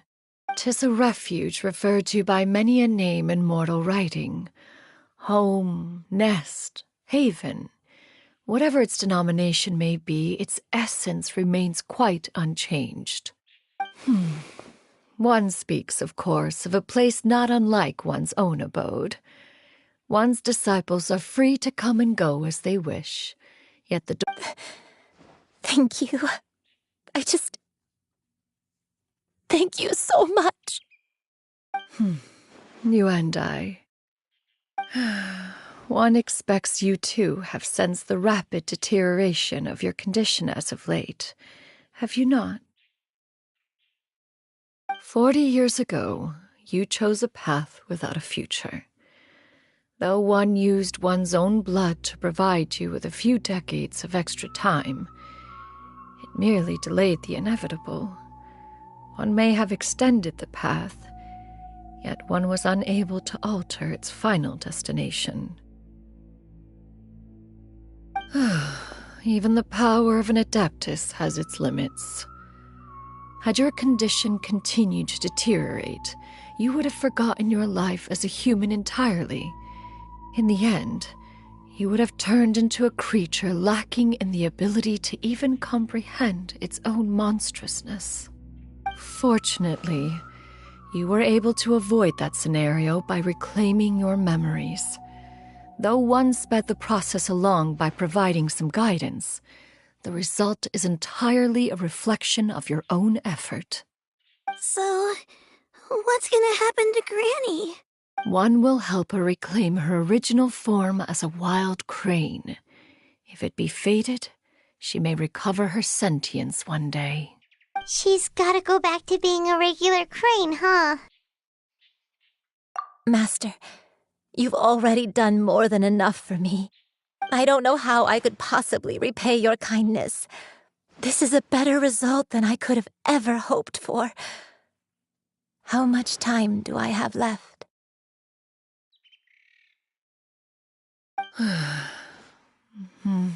Not long.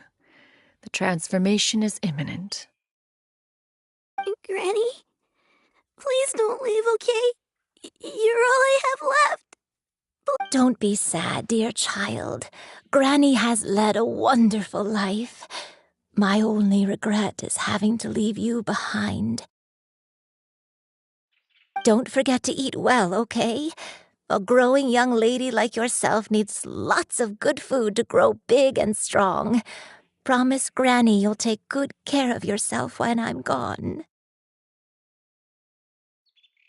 I promise, Granny. Good girl, good girl. Don't worry. It's not goodbye forever. Granny's gonna become the most formidable crane in all of Mount Outsong. Granny will train day and night. I won't stop until I can turn into a human without having to rely on anything but my own power. When that day comes, we'll be able to live together again, you and I. How's that sound? Good. That's a good girl. Even though we won't see each other for a little while, as long as we both work hard, we're sure to meet again someday. I'll eat well, Granny. I promise. And I'll wait for you, no matter how long it takes. That's a good girl.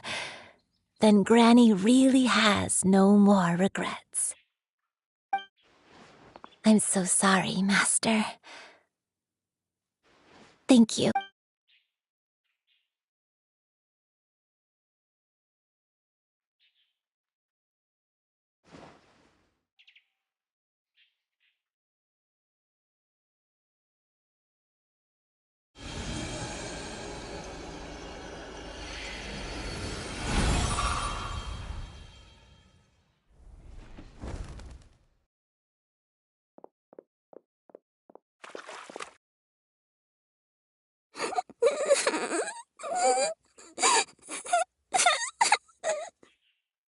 Xianyun. Let her be. At her age, crying is a natural, if not fitting, response to such an event.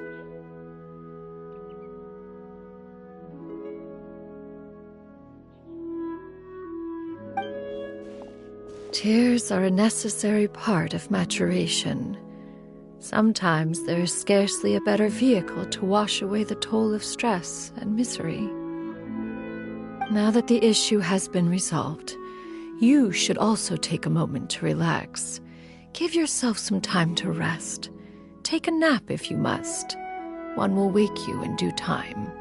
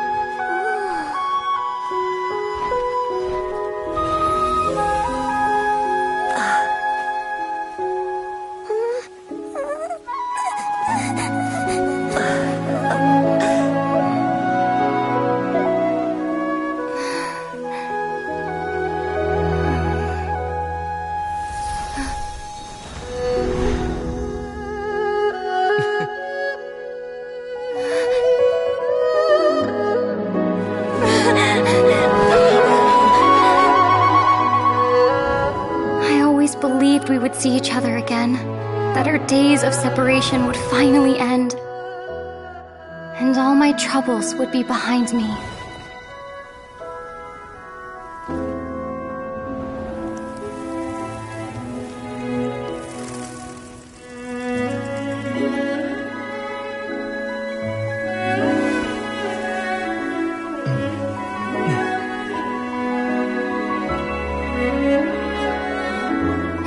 Things could stay this way forever.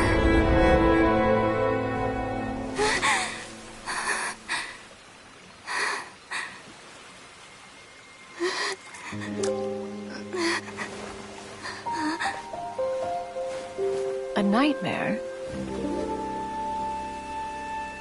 Curious. If you're relaxed, shouldn't your dreams be pleasant? It was a good dream. It's just... You weren't ready to wake up.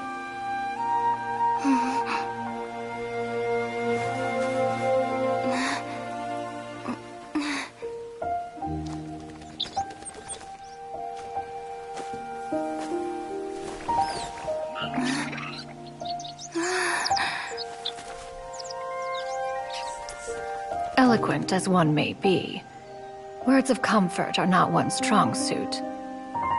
You are doing all you can. One can see your strength of will, your fearlessness in the face of danger.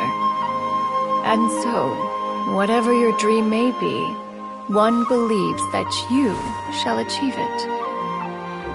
Of course, whenever the perils you face overwhelm you, or you become weary, one is always here for you.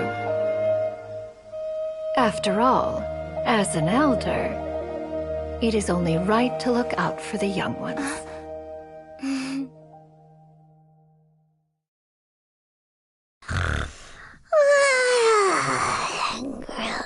chicken drumsticks. Huh?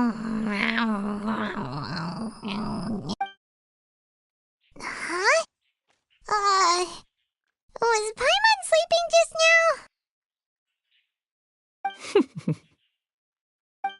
Oh, Paimon wasn't talking to you. Paimon had a dream about eating grilled chicken drumsticks, that's all. Madam Adeptus? Oh, Xianyun, you're awake. How do you feel? I feel a little better. Thanks. I know I'll see Granny again someday, so I don't feel so sad anymore. Madam Adeptus, could I ask you something? Would you take me in as a disciple? Oh, and have you reasons for this sudden interest? I know Granny thought what she did back then was wrong. She felt really bad about it. But without that mistake, I would have never been born. Even though Granny lost her memories, she never forgot to show me how much she loved me. So, I thought maybe one day I could become a cool Adeptus like you and help a whole bunch of people, just like Granny wanted to do. Upon some reflection, one supposes you are no mere mortal. The fact that Yuendai's blood flows through your veins is proof enough of that. If this is what you desire, one shall make it so. Thank you so much, Madam Adeptus. No, I mean, Master. Xianyun, are you sure about this? Paimon's gonna let you in on a little secret. We've seen Cloud Retainer's 2 other disciples, and they pretty much eat nothing but bitter herbs like Genshin and violet grass. If you join them, you'll never enjoy Wanmin Restaurant's delicious cooking ever again. How utterly preposterous. One has never enforced such a rule. Every individual must find their own path to enlightenment. So long as one retains a pureness of spirit, one's... Well, you say that, but Paimon's not seeing any tasty treats up here now, is she? Although Mount Outsong is rich in natural beauty, its location does preclude access to certain finer mortal comforts. That is precisely why one plans to relocate to Liyue Harbor. Shu Yu shall have the honor of becoming one's first disciple in the human world. Whoa, you're leaving Mount Outsong? One has never concerned oneself with the location of one's residence. From the very beginning, one has sought only solace and peace. Yet in the end, all of one's disciples ended up in Liyue Harbor. Ganyu, Shenhe, Yuendai, they all chose a life among the mortal world. One has reflected on this fact for many years now. One can only assume that it is due to some failing on one's part as an elder or master. A failing, perhaps, of recognizing what it was they truly wanted. One is most curious as to what aspect of Liyue Harbor could have enticed them to remain there. One could hardly offer an opinion on the matter, but perhaps some time in the harbor will prove instructive. Why are you all so silent? Paimon is, just a bit shocked, that's all. So, does this mean we can grab a meal together in Liyue Harbor sometime? One has precious little time to squander. However, if one finds oneself otherwise unoccupied, one would not be opposed to the idea. One will be assuming the identity of a human while residing in Liyue Harbor. You should take care to avoid disclosing one's true identity. Don't worry, we'll help you keep it a secret. So, when can we expect to start seeing you in the city?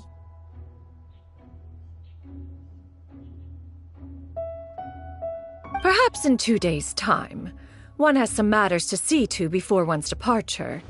Preparation is the key to success, after all.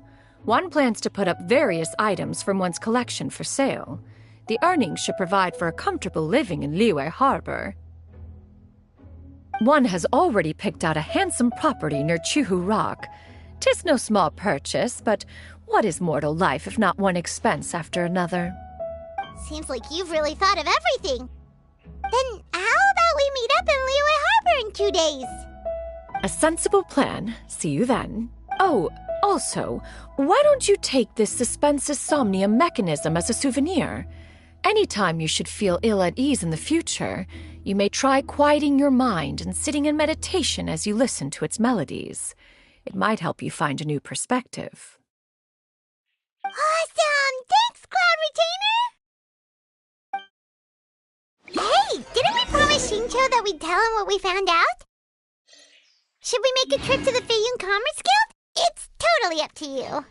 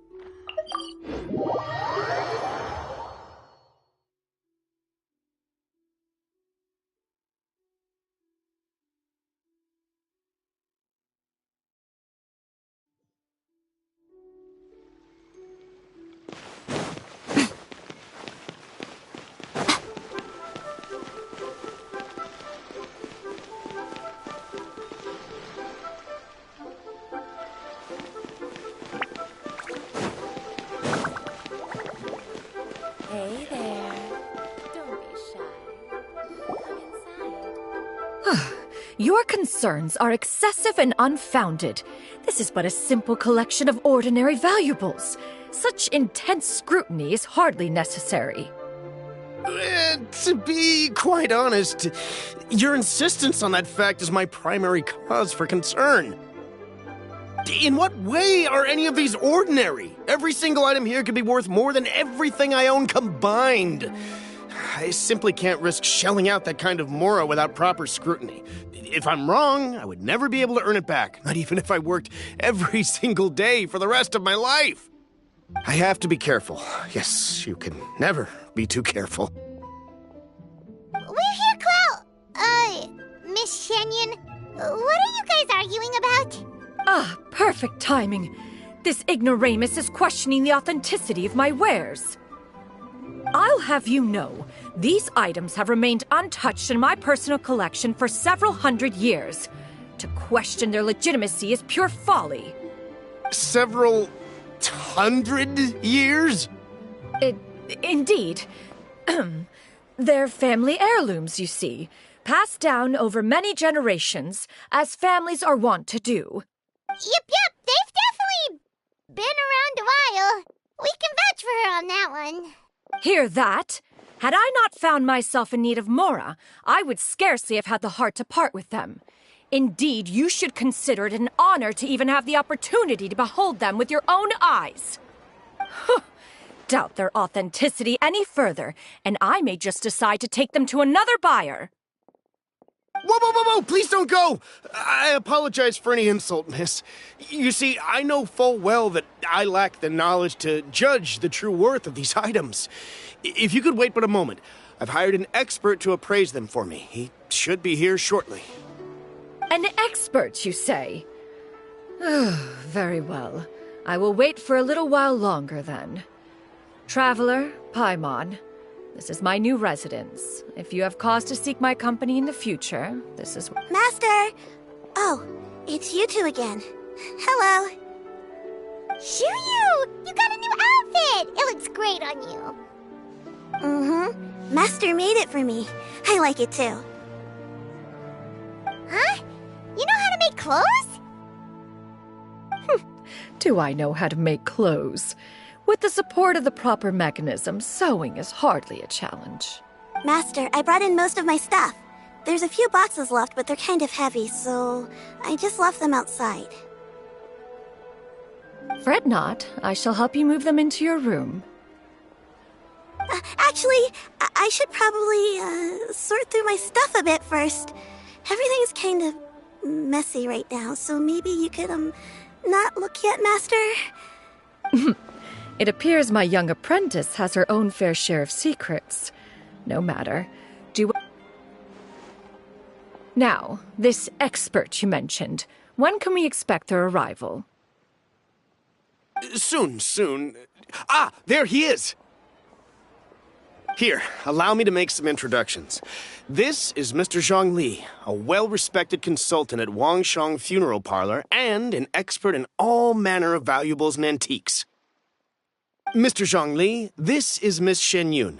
She's the one who's looking to sell the collection of valuables I mentioned earlier.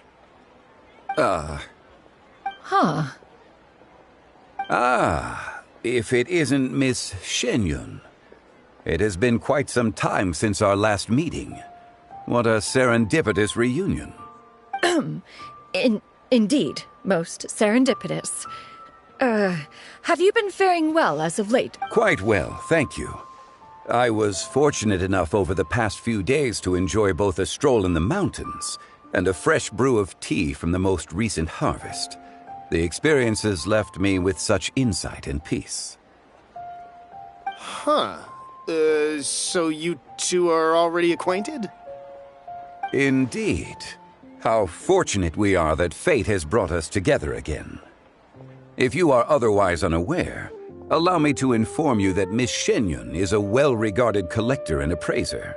She is well-versed in all fields, and oft-celebrated for her impeccable taste. You stand to gain much from this opportunity. You are too kind, Mr. Zhongli.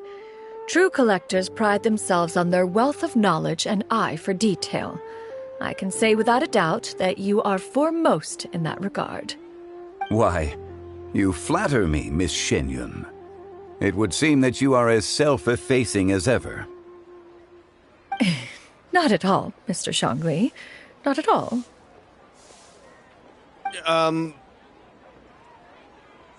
While I am loath to butt into this conversation, I must ask... You two already knew each other, and you seem to have quite a cordial relationship. Can I be certain that you're not working together to swindle me? I mean... Ha! A preposterous accusation! The heavens themselves would collapse before we would conspire to do such a thing. Miss Xianyun speaks the truth. Contracts are built on honesty and trust. If that proves to be beyond your capabilities in this instance, this transaction may be taken elsewhere. Say no more. Let us depart. I jest. What fool would still harbor doubts after Mr. Zhongli himself has vouched for the goods? Miss Xianyun, wait!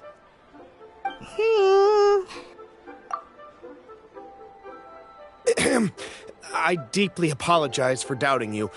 So, Mr. Zhongli, could you please give me a final verdict on the value of these items? There is no cause for concern. They are indeed rare and precious valuables. Take this mechanism, for instance. Though one may not immediately perceive its purpose, its structure and appearance are exquisite enough to merit it a place in any fine home. The same can be said for this one here. Few could hope to possess an item that so perfectly blends mechanical wonder with geometric grace. I am sure you have heard from your travels that the study of mechanisms is among the most wondrous arts in this world. With that in mind, I earnestly recommend procuring every last item in this collection. All right. Since I hired you as my consultant, Mr. Zhongli, I shall, of course, trust your good opinion. Then, in that case, Miss Xianyun, I'll take the lot. However, since the final sum is quite large, how about we start with an initial deposit through the Northland Bank? The Northland Bank? Huh. Oh, you refer to the fiduciary house. I fear people only use the term bank nowadays. In that case, I'll be off for now. I'll return to collect the goods once you've received the funds.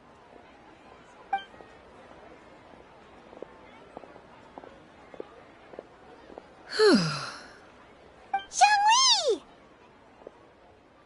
My friends, have you been doing well? We've been great! How about you? Paimon didn't know you were such a busy consultant! My days have been quite pleasant as well. I had been quietly enjoying a cup of tea when Mr. Xiaozu requested my services. As for you, Miss Xianyun, I presume you must be looking to settle in the city? I must say, the name Xianyun sounds exceedingly strange coming from you. Perhaps you could dispense of that particular epithet in further conversation. Whatever for. Am I not addressing you as a friend should? Well, that is true, but... Alas, refer to me however you will. After all, a name exists such that others may address you with it. One is hardly ignorant of that fact. It would seem that you have gained many valuable insights over the years, Cloud Retainer. One has indeed. One's previous stays were all brief. Now that one has made up one's mind to move and settle, one has gained a much better appreciation of the hubbub and commotion of the city, as well as the people's hard work and ardor. This city is much changed from how it was more than 1,000 years ago. Not unlike the ocean tides, so too shall the movement of people ebb and flow. From turmoil to peace, enlightenment to aspiration. Human society possesses limitless potential. In another 1,000 years, the scene we witness here may change in ways that are impossible for either of us to imagine. Alright, that's enough reflection for one day. No need to get all sentimental on us. You make a valid point, Paimon. Now that the sale has concluded, what say one plays the host as we try some specialty dishes together? One must profess great interest in trying bamboo shoot soup. Perhaps you have forgotten, Cloud Retainer, but I once tried my hand at that dish. You were at the table on that occasion, so logic dictates that you should have already tried it. Oh? What occasion was this? It was a reunion between friends several centuries ago. Alas, you must have been too preoccupied to secure yourself a portion. Or perhaps our other companions simply availed themselves of faster reflexes on that occasion. Huh! Hardly. 'Twas most certainly out of consideration for the others in attendance. In but a moment, one will show you what it means to have a true deftness of hand. It is settled then. Bamboo shoot soup, mora meat, crab roe tofu, triple-layered consommé. We shall enjoy the lot. One has already passed word to Shenhe and Ganyu to make a reservation. It is prime time for them to meet one's newest disciple. Is that agreeable to everyone? It should be a most splendid occasion.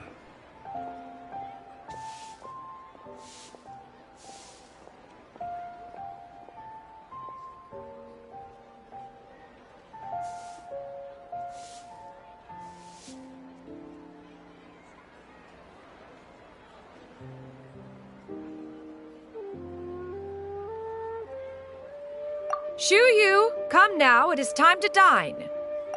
Ah, this gentleman over here is Mr. Zhongli. He is, A humble employee of Wangsheng Funeral Parlor. Pleased to make your acquaintance. Nice to meet you too, Mr. Zhongli. That should be everyone, right? Let's go! Sounds good. Actually, Master, have you ever tried Adeptus' Temptation? I heard it's impossible to stop eating after even just one bite. You know, 'cause it's super tempting and stuff. That sounds rather implausible. Although with the right preparation, certain dishes can be too delicious to resist. Huh? Why are you all walking so fast? Hey, wait for Paimon! Hey, wait up!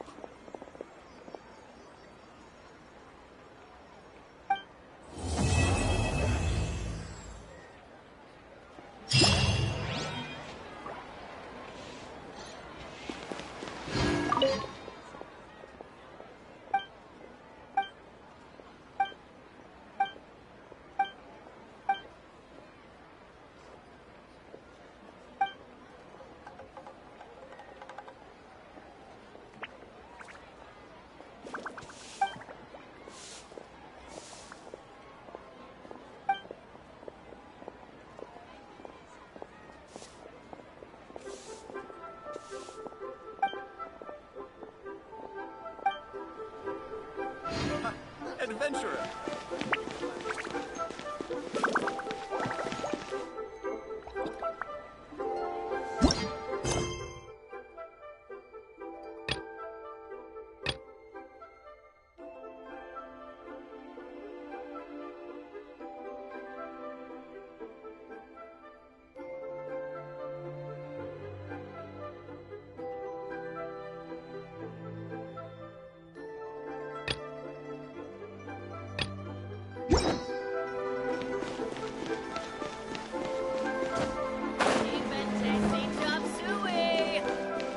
Try something new at the Wangmin restaurant.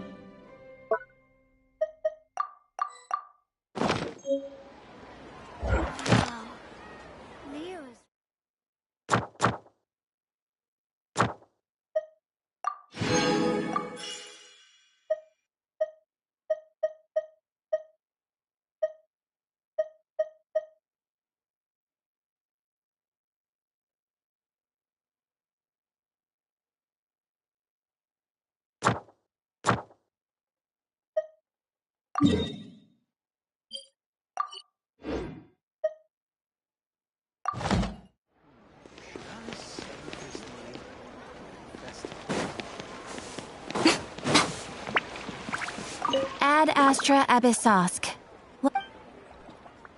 Thank you for completing today's commissions. Here is your reward.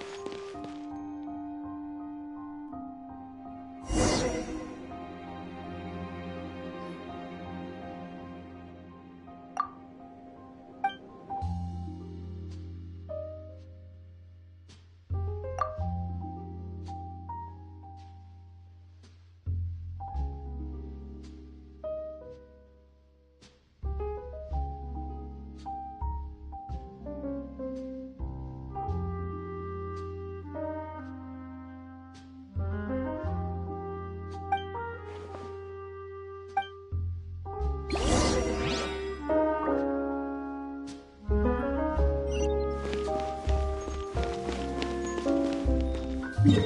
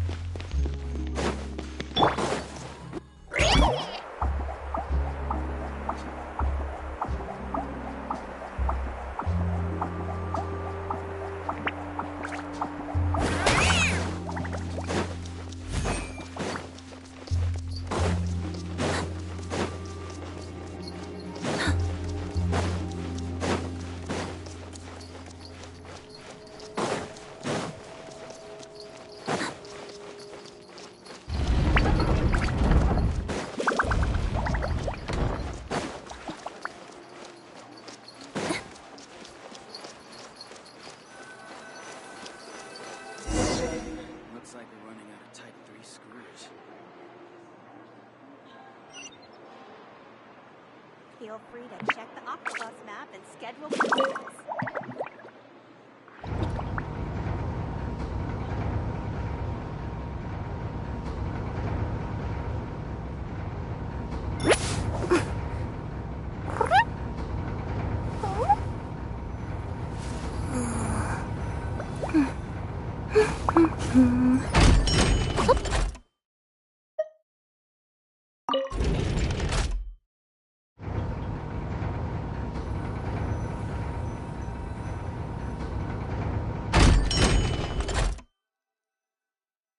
Welcome to the court of Fontaine. Please watch yourself.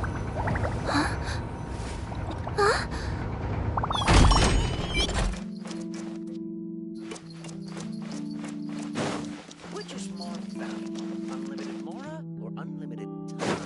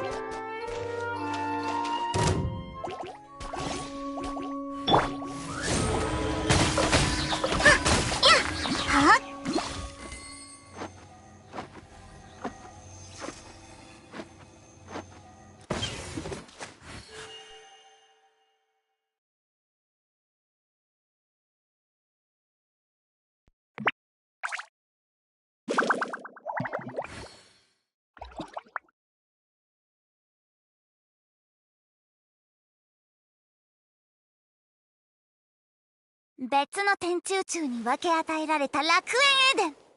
私断罪の子。いざそれ。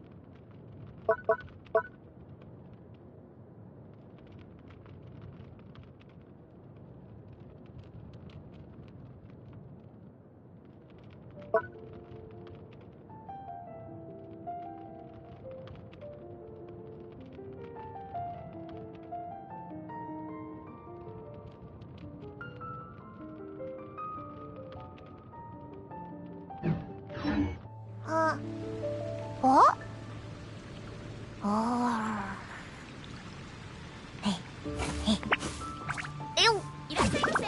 何かお探しですか？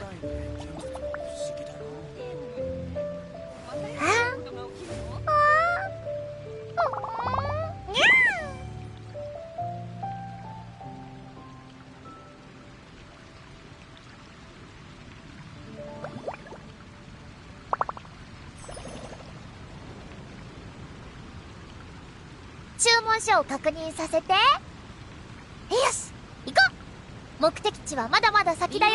リーユエにはテイワット1の貿易港があるんだ。また良くないことが起きるの？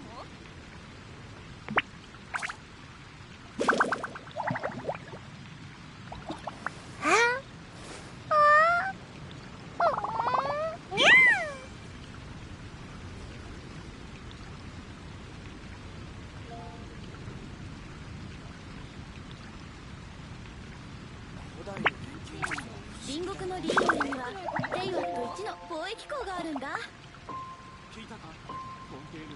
あ、すっごくいい景色。この仕事を選んで正解だったな。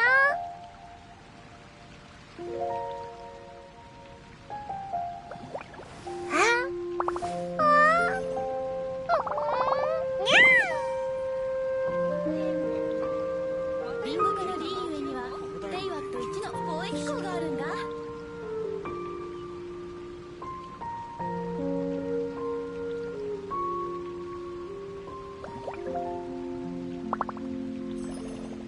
注文書を確認させて。よし、行こう。目的地はまだまだ先だよ。